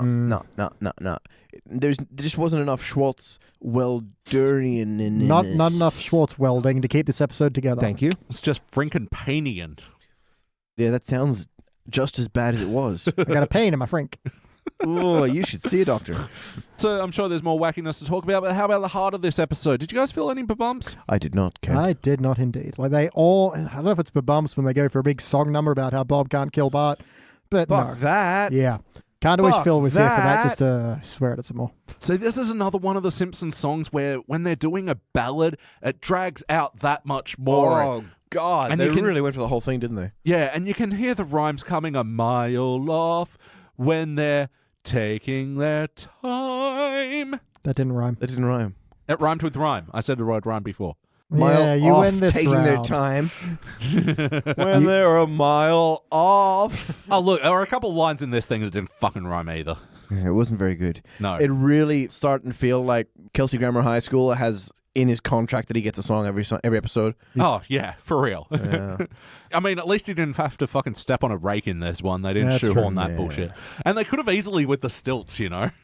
Yeah, just make it an extra long one. Really long rake. That would have been Not great. gonna lie, kind of like Yeah. so even up I here. don't know if I would have hated it though. Yeah, I know. That's interesting. Anyway, still moved on from the heart already. Ultimately, though, did this feel like an episode of The Simpsons? Beach? No, like there's no character that's really out of their element. Like even Lisa comes up to the end and goes, "I found the solution." Yeah, we know Frank Holmes Jr. And she's got a little note that says "Bumblebee Man." Yeah. Like That of is out of course. key with her. When does she ever get it wrong? Like that wrong? All the time. When did she ever get it that wrong? Bumblebee Man wrong. Bumblebee Man wrong. I'm sure there's something. Yeah, it is. It's right here, and it is disappointing. That's a good bit. Like just the whole we off screen figured it out. You know. Oh, look, I get it. It's a joke. It's probably one that they've done before, in fact. It feels like one the Simpsons have done before. Yeah, it's a little bit like when they figure out how to save Itchy and Scratchy, but someone else already did. Yeah, that's right. Yeah. But yeah, no one's against their type. It's just, for a mystery, keep it more of a mystery. Yeah, I feel like, I mean, what we were saying before about, The Simpsons being very aware of themselves, this one did feel aware, and I don't think it was putting in the effort like it normally would. I mean, I agree that it's not like super off-model. Homer's got a little bit of that arrogance, but it's not full jerk-ass Homer, I suppose. I do like the bit where it says, "Now just go about your normal day and I'll observe you." And then they hang gliding. So this is a normal day. I just wanted to impress you. All right. Yes or no, would you watch this one again? Yeah, I guess if it's on. I got better things to do, brother. Like what? Yeah, I'm still not... I I know. really don't know where I'm falling on this one, but for the sake of the playlist question, I'm going to say, maybe if it's already going, maybe we'd put in a playlist with playlists going. I mean, clearly the Sideshow Bob ones, clearly Clearly. the Frankie Grimesy ones, the playlist we just watched, for example, Yep, the Bob Grimes connection. Mardi Gras episodes. Yet another watch playlist where Bart is looking Yes. at his watch. Yes. Mardi Gras. You could do the Mardi Gras and like the fish guts, like the Yeah. festivals through the streets. Oh, but ones. that was Homer versus Dignity with the panda rape. And It wasn't a great episode, but neither is this one. yeah, that's true. Yeah, they both fall on there. There's good moments, but oh god. Yeah. But yeah, the Bart with the watch as well. That's another one of these things where one of the characters on screen is bored by the thing that's happening. So how are we as the audience meant to feel? All right, BT, what would you change? I just tightened the whole thing up. I think it's an okay-ish ride, but just there's so many things you can cut out, especially a lot of those Bob shock moments. Get rid of the song. It's not doing anything for anyone. And like this is an episode where they did the quick intro to get into it, because they had so much to cover.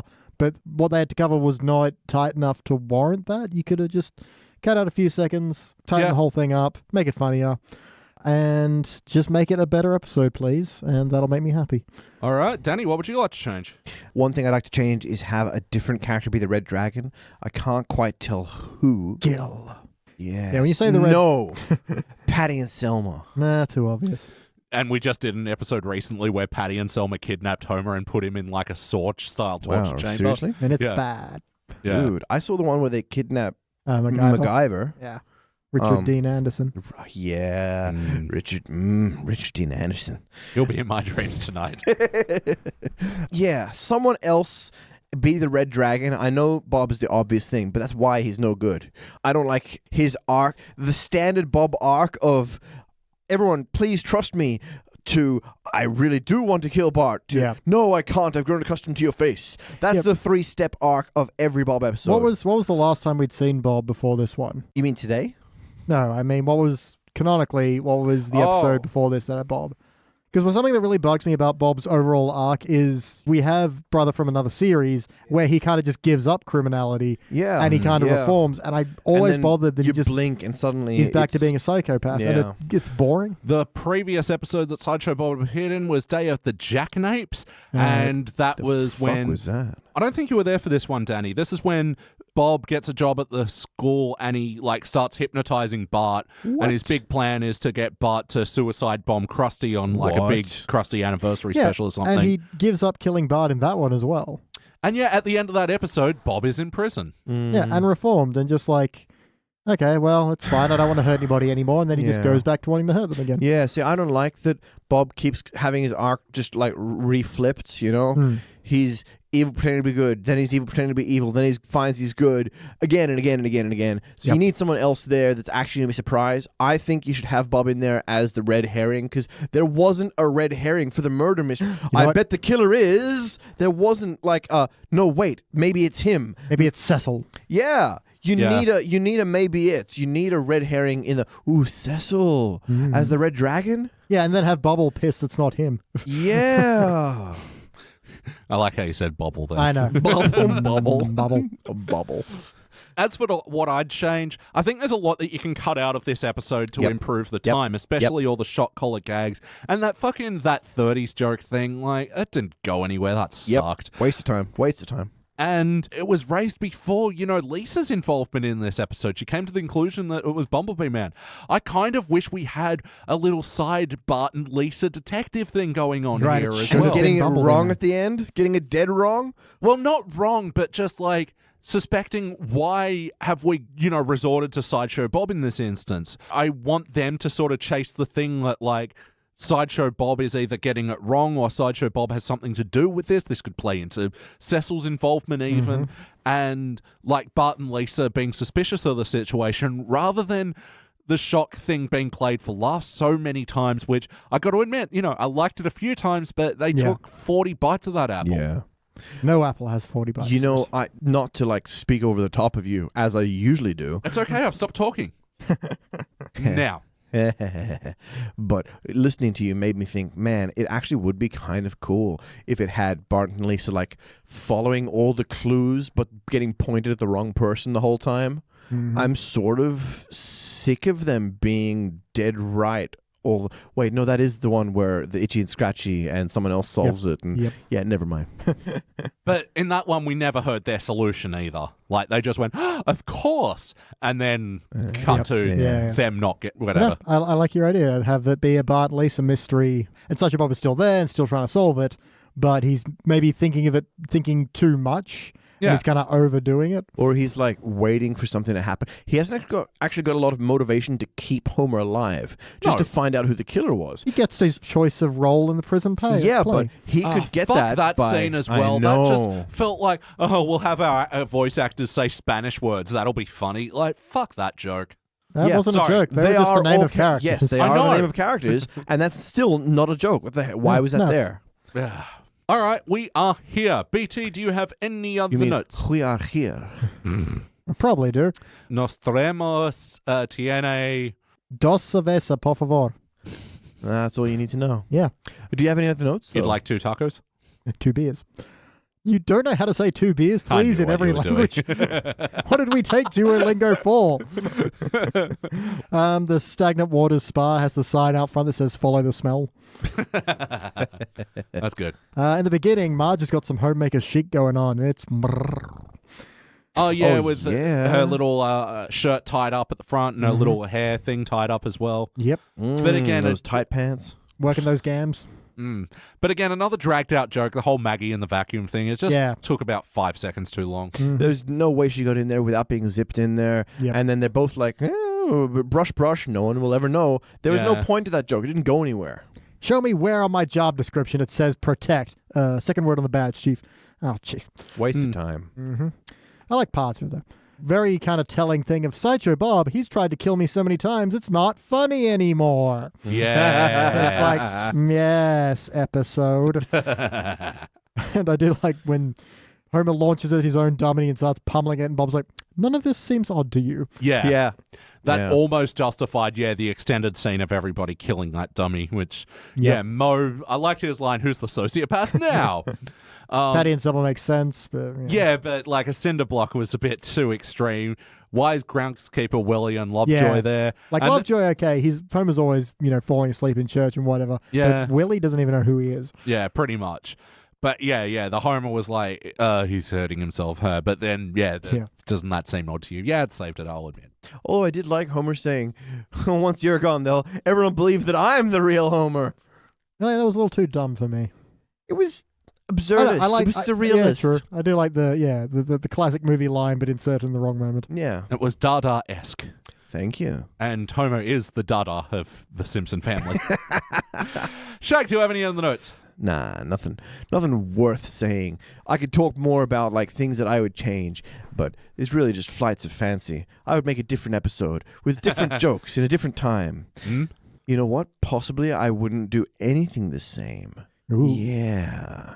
What about a story where Bart and Lisa learn juggling, and they go on tour to like Gypsy Europe. They go with the Romanis on tour around.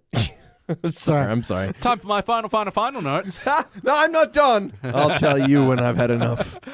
I like the George Foreman mail sorter. Yeah. Yeah, it turned the bad mail into a patty. fat reduced. A patty. Because it was Patty and someone's invitation. Ah, yes, it was. Patty.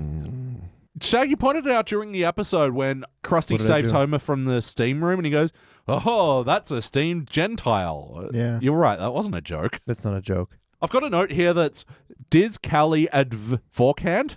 Say it again. Diz Callie adv forkhand. Okay. Forkhand. Disney California Adventure. Adventure. Yeah. That. When they're in prison, it's like beats Disney's California Adventure. Boo. So why did I have forkhand then? Forkhand. Anyway, whatever. Then you stab him in the eye with a fork.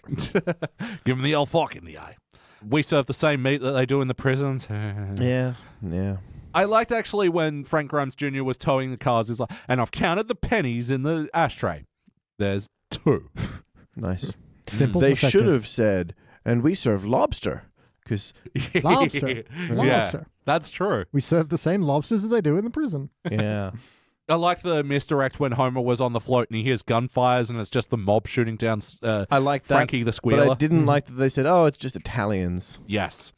I was bracing myself for a bad Duff Man joke, but I did like, oh, everything's going dark, like Duff Stout. Yep, that was great. Weird second bite was like, Doris, I love you. Yeah, thank you. That was strange. Weird second bite, yeah. Yeah. All right, I'm out of notes. It's time to rank this thing, and I'm going first Oh, now. thank God. Yeah, look, I don't like it enough. It's a participant. It could have almost been a bronze for me, but I honestly just don't like this enough. Going through my final notes there were actually a handful of jokes that I like, but not enough. Not enough to want to sit through this again. Danny. Damn. Well, now let me think. No, I think I'm gonna give it a participant as well. I didn't like the episode. I basically could have failed this just as easily, but unlike the last episode, I think this one almost could have been a good episode. That's enough to nudge it from hell into shit. From hell to shit. Yeah. So it's still in the sloppy brown, stinky mud of the shitty fertile meadows. But the thing about shit is that flowers bloom from that. And if we took this episode, chopped it into pieces, fed it to some pigs, BT, what's your ranking? Man, I walked in on a bronze, but thinking over the episode, especially trying to remember anything about it now, other than... Give me one thing you liked about it. Well, I mean, still the electric thing taped to his leg here. Really hurt. Yeah, that part I like, but the rest of it, it's participant range. So I think that it doesn't really have much to it other than the mystery. And once that mystery is done, there's nothing. It's not well done enough to really revisit. That's kind of a badly written mystery. It only works because there was 6 years between this and the other Grimes, so I'm going to participant as well. Wow, this will be our first participant for season 14. Wow. Really? How well has 14 done previously? Well, there are a couple of episodes below it. Break My Wife, Please. It was a doll participant. That was when Marge hit Homer with the car. And recently reviewed with Pods in the Kia Springfield, The Bard of War, which is just, again, weirdly racist episode. Which one's that? That's where Bart and Milhouse break Flanders' Beatles memorabilia, and they join like Boy Scout troops, but the one that Bart gets assigned That's to is right. like a Native American one, and they bungle the fuck out of that one. Yeah. You remember the one where Itchy and Scratchy go to a Chinese restaurant? I remember that one being a really bad moment in an otherwise pretty good episode. Yeah, but it was quite upsetting. Yeah, oh, that's right. That was Milhouse Doesn't Live Here Anymore, where they go Yes, to it Capital was. City. Yeah. Yeah, but how is season 14 doing on the scale? Let's find out. All right, well, funnily enough, season 14 is actually our 14th Get out of best sound. season. How apt. It's actually a weird little run because 13, 14, 15 are our 13th, 14th, and 15th best seasons. What do you think it means? That boy needs therapy. It's been bumped down very slightly, but overall, season 14 is an overall bronze season. It's actually had a season high of a gold, where we reviewed Bart versus Lisa versus the third grade, where they both get pushed up and down into the third grade. We reviewed that with Shut Up and Take My Podcast. We gave that unanimous gold. But, most of the episodes from season 14, are in that sort of bronze, dull silver sort of range. Yeah. That was a silver episode. It was gold, man. I've not seen it for a long time, but I was listening to this that. season are gold.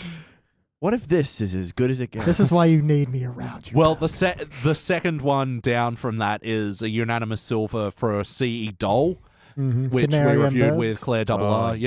With Canary M. Burns, Well, look, guys, that about does it for the Simpsons Index in our Frank and Bob Connection episode. But, before we get out of here, we just like to mention the things that we're into at the moment. Books, TV, movies, music, cordless drills. I got a Frank and Bob connection for you. I don't know what that means. I'm sorry. So, BT, what are you into? Oh man, I've not really. Well, I've done a couple of new things, but he's going to cover them.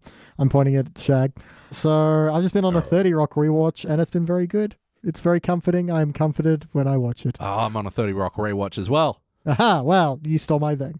Everyone's stealing your things. So, man, that's more or less it. But here to talk to you about Katana Zero is Danny Rosewell. Danny Rosewell. Oh my freaking god, guys! Holy oh my shit. freaking god! You have no idea! Oh my freaking god, guys! Yes. I can't hear myself anymore. I'll have to be louder.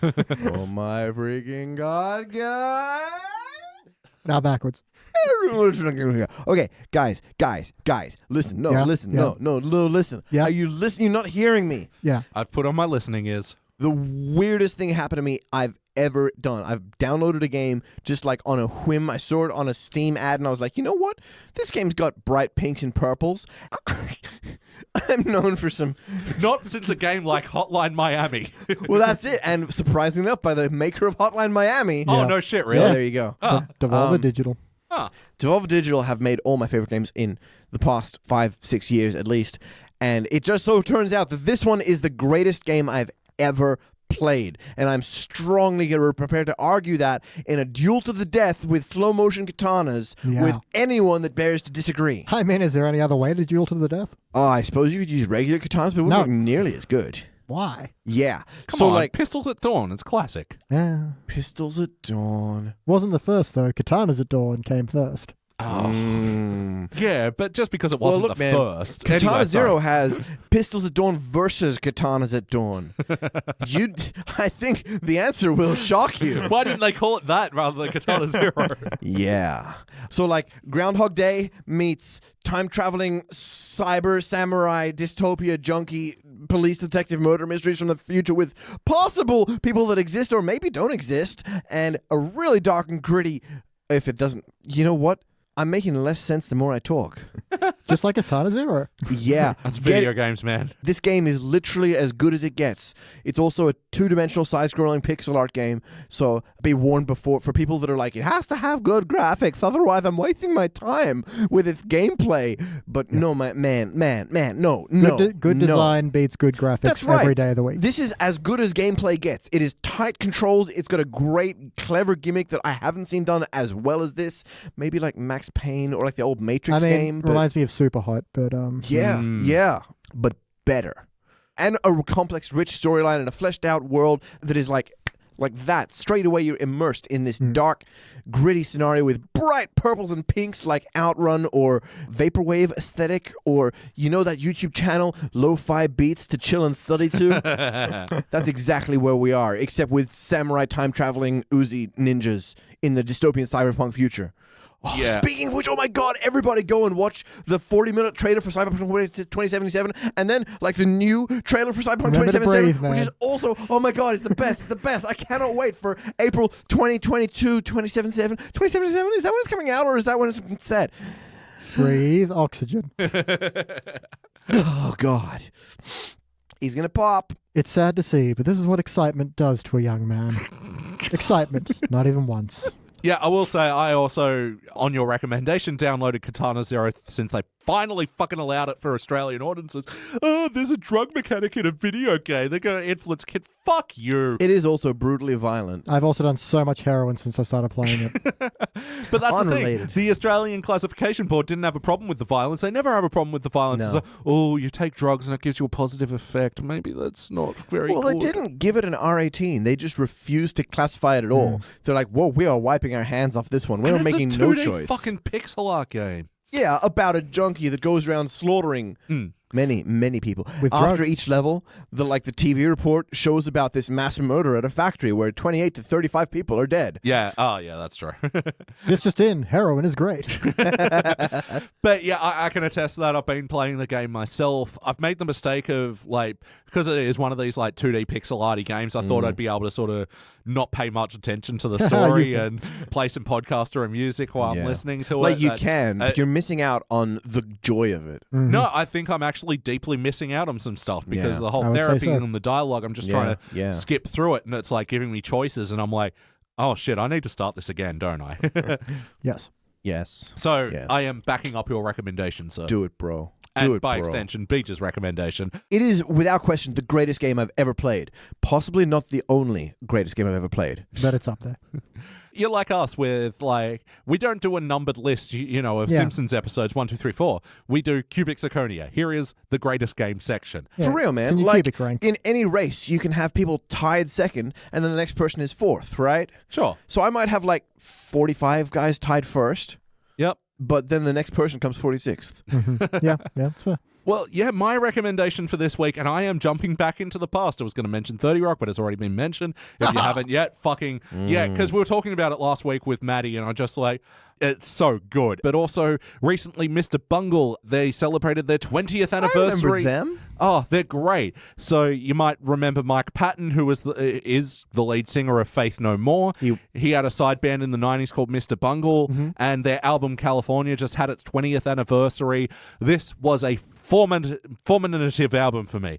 This is such a good record. I love every single song on this. So Mr. Bungle's California, that's my musical recommendation, but also, I decided recently, to start rebuilding my N64 collection. Ooh. I started out by grabbing a few of the old classic wrestling games, you know, WCW Revenge and WWF WrestleMania. Oh, also got a yeah. couple of the ones that I missed, like ECW Revolution. It sucks. What does And ECW stand for? Extreme Championship Wrestling. And what does WWE stand for? Well, it was WWF back then, and that was the World Wildlife Fund. And what does WCW stand for? Woman Crush Wednesday. But the big one that I've been playing a lot of lately is Banjo-Kazooie, because they just announced Banjo-Kazooie for yeah. Smash, and I am so fucking excited. We did it, boys. They finally got them Banjo into Smash. It's been fucking 5 games already. What did we do? We wanted it Oh. really hard. And then we You mean you weren't we- commenting on every Nintendo video going, Waluigi for Smash and also Banjo probably? Oh, and that's why they put it in? Yeah. Wow. So you got to keep reminding them about Waluigi, because Waluigi Yeah. still isn't in Smash. But and I personally brought a class action lawsuit to Microsoft. Isn't he in one of those little purple things that you go poof and he Yeah. appears holding a tennis racket? that Yeah. doesn't count. The trophy doesn't count. Huh. We want a full-fledged Waluigi fighter Okay. Any real reason? because we don't have it. Because the internet. Yeah. Like Childish Gambino said, because the internet. Yep. But yeah, so I've been revisiting Banjo-Kazooie, and holy fuck, man, they don't make platformers like these anymore. Oh, kids these days, they have their Super Lucky's Tale and their Psychonauts, and it just doesn't compare with the thing that I liked.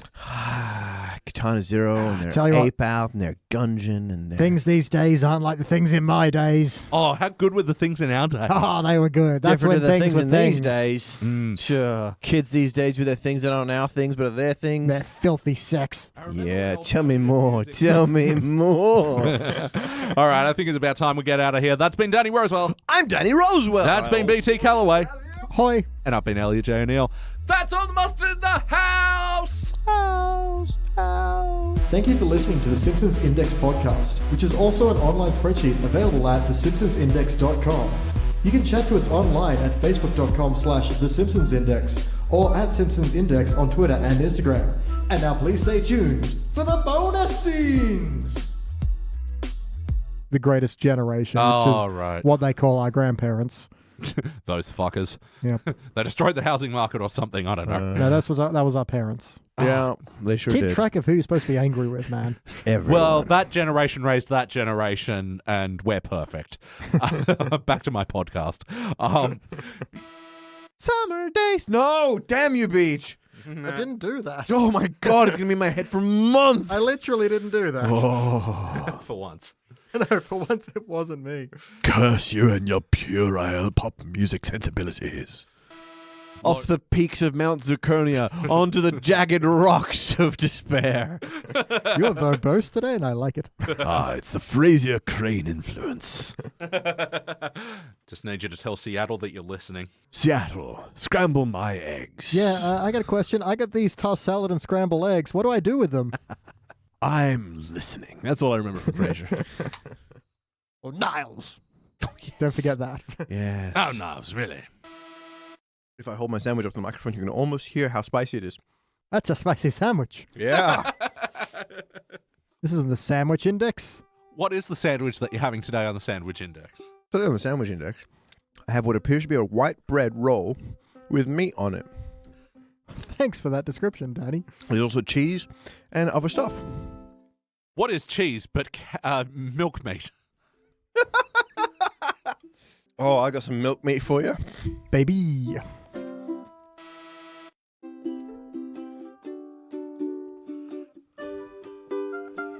Oh, jeez, they're waiting for me to burst into song. It doesn't matter what chord you play as long as you don't stop and go. Nope. Whoops. 'Cause when you start again, it sounds like you didn't mean to play the last thing you played, and it was such a fucking mistake that you could have kept on going if you didn't say shit. Fuck me, do over.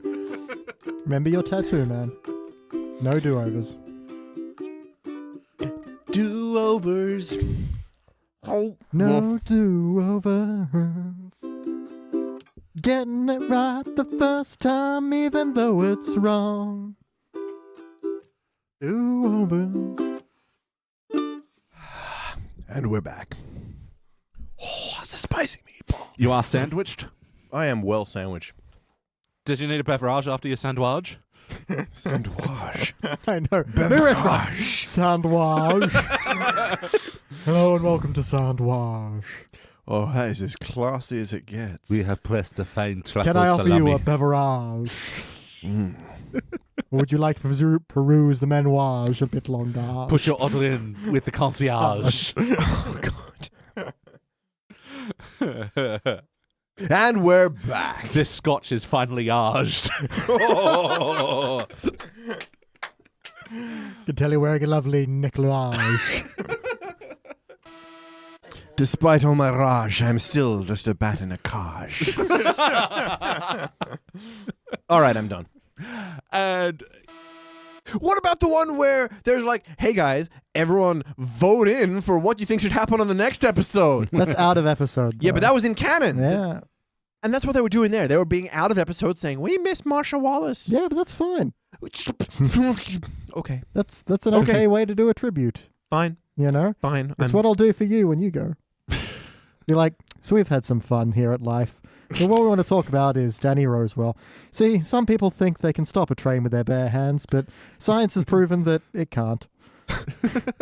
That's exactly how I want to go. I That know. is exactly the tribute I want, no matter how I went. Done and done. Yeah. Oh, man. Died from influenza in his sleep. Some people think they can stop a train with their bare hands. God, this computer takes forever. Seriously. yeah, sorry about that. A little hourglass turning over. Yeah. You know, kids these days won't even know what an hourglass is. Kids these days. They don't know what a pinwheel is either. It's a pinwheel. Oh my God, you're one of them. I should be flattered, really. Sorry, new segment. I'm still getting used to how Ah, this that's works. cool. That's cool. Take your time. Take your time. We're just figuring out how to fill in the space. Yeah. We can't give you a theme song because we don't know what the segment is. It's a mystery.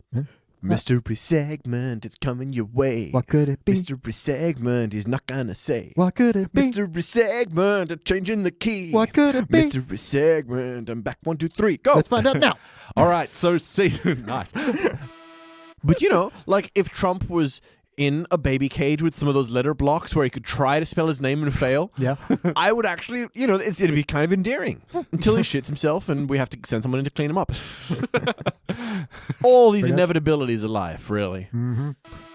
Oh, I do have one more thing to pimp. Oh, what is it? Well, I've recently started a burgeoning DJ career, taking samples from my friends, family, and co-workers. And Without our permission. Is it true? You have permission. I'm just saying. That's all right. I forged your signature anyway. Yeah, it's pretty easy. Well, I haven't hosted it online anywhere, but Until pending this permission- episode. No, permission pending. Oh. Pending approval of all parties involved. Oh, and the long list of tracks I've sampled. All rights go out to the people that I've sampled because I'm not planning on making any money off it, blah, blah, blah, blah. I am unquestionably the greatest DJ since Fatboy Slim, and anyone who disagrees has just to listen to the recording, which I'm hopefully giving Elliot permission pending by Beach, permission pending by Elliot, I hate it when permission my pending by Aretha intended Franklin, jokes permission just pending by Daft derail Punk. everything. Damn it, I was kidding. Anyway, I've done a dope remix of these mad cats with about 35 different songs. I've also been doing some remixes of the students I work with at my high school. Going to be posting them online soon. Maybe put a link in the comments below. Bloop, like and subscribe. Oh, but guys, I'm looking for a good DJ name. My name is Dan. I'm Danny Rosewell. So I was thinking like maybe Dr. DJ, DR. DR, Dr. DJ, DJ. Dirtage. It rolls right off the tongue. Or I was thinking maybe Abracadaniel. I could be Danagram. Oh, I could be Daniel, like DJ. What about your old internet name, Danny Macabre? Well, people have a lot of trouble saying that. Yeah, they don't get it. Macabre. Yeah. Fucking Danny Macabre. Oh, macabre and cheese. Macabre and cheese. Fucking fuck off. Panzer DJ. Anyone out there that has a good DJ name, the cornier and worse it is, the better. But hopefully something that maybe has like Daniel in it somewhere. So I like Dejaniel because that's sort of like got DJ and Daniel in it, and it's also The J horrible. is silent. Yeah, the J is silent, like in jogging. Ogging. Write in the comment section below.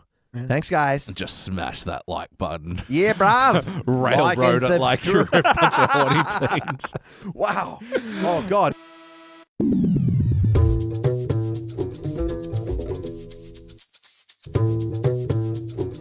Here we go again. And thank you for joining us for the Simpsons Index. Thank you for joining us for the Simpsons Index. Thank you for joining us for the Simpsons Index. Here we go again. And thank you for joining us for the Simpsons Index. Thank you for joining us for the Simpsons Index. Thank you for joining us for the Simpsons Index. Here we go again.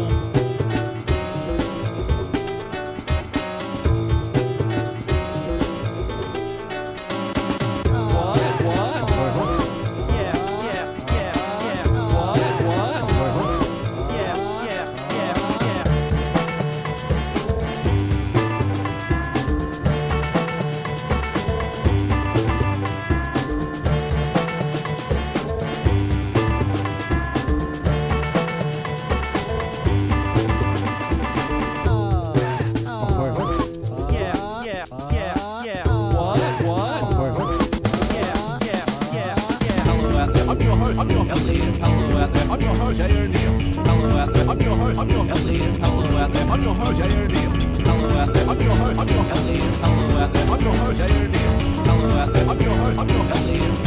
What? And BT Calloway. BT Calloway. BT Calloway. BT Calloway. BT Calloway. BT Calloway. BT Calloway. BT Calloway. And Jordan Frost. I'm one of the drunk. Jordan Frost. I'm one of the drunk. Jordan Frost. I'm one of the drunk. Jordan Frost. I'm one of the drunk. Jordan Frost. I'm one of the drunk. Jordan Frost. I'm one of the drunk. Jordan Frost. I'm one of the drunk. Thank you for joining us for the Simpsons Index.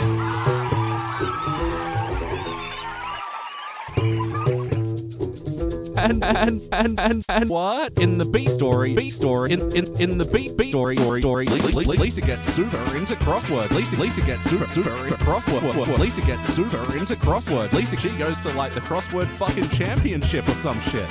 And Lisa gets Suter into crossword. Lisa gets Suter into crossword. Lisa gets Suter into crossword for some shit. There were a couple of moments of which some episodes don't have these, where we all kind of chuckle, all kind of chuckle, small chuckle. Yeah. There were a couple of moments of which some episodes don't have these where we all kind of chuckle, all kind of chuckle, all kind of chuckle, small chuckle. Yeah. Guys. Yeah, it's What'd you think? not But it didn't feel real. Guys.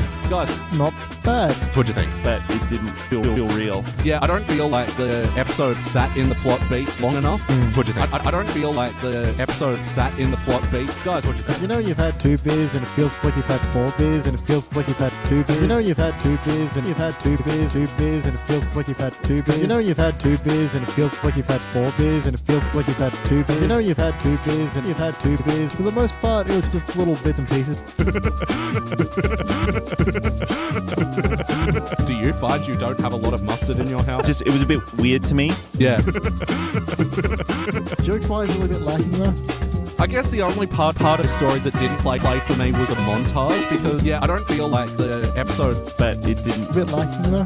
What'd you think? This is one that I came back to a lot. What's the titter that stands out to you? You almost said stuck out, didn't you? Yep. I could hear it in your voice. Still.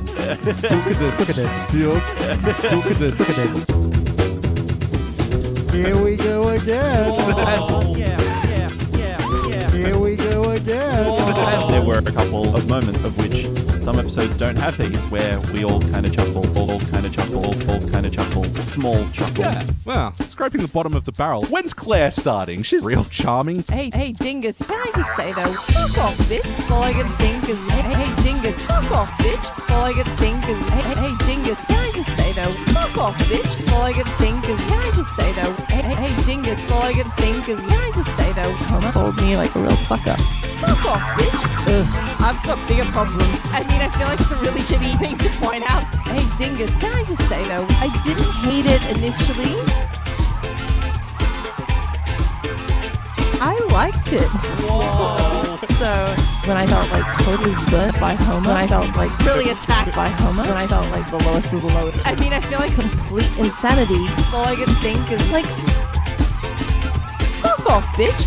Oh shit. I came here to have a good time.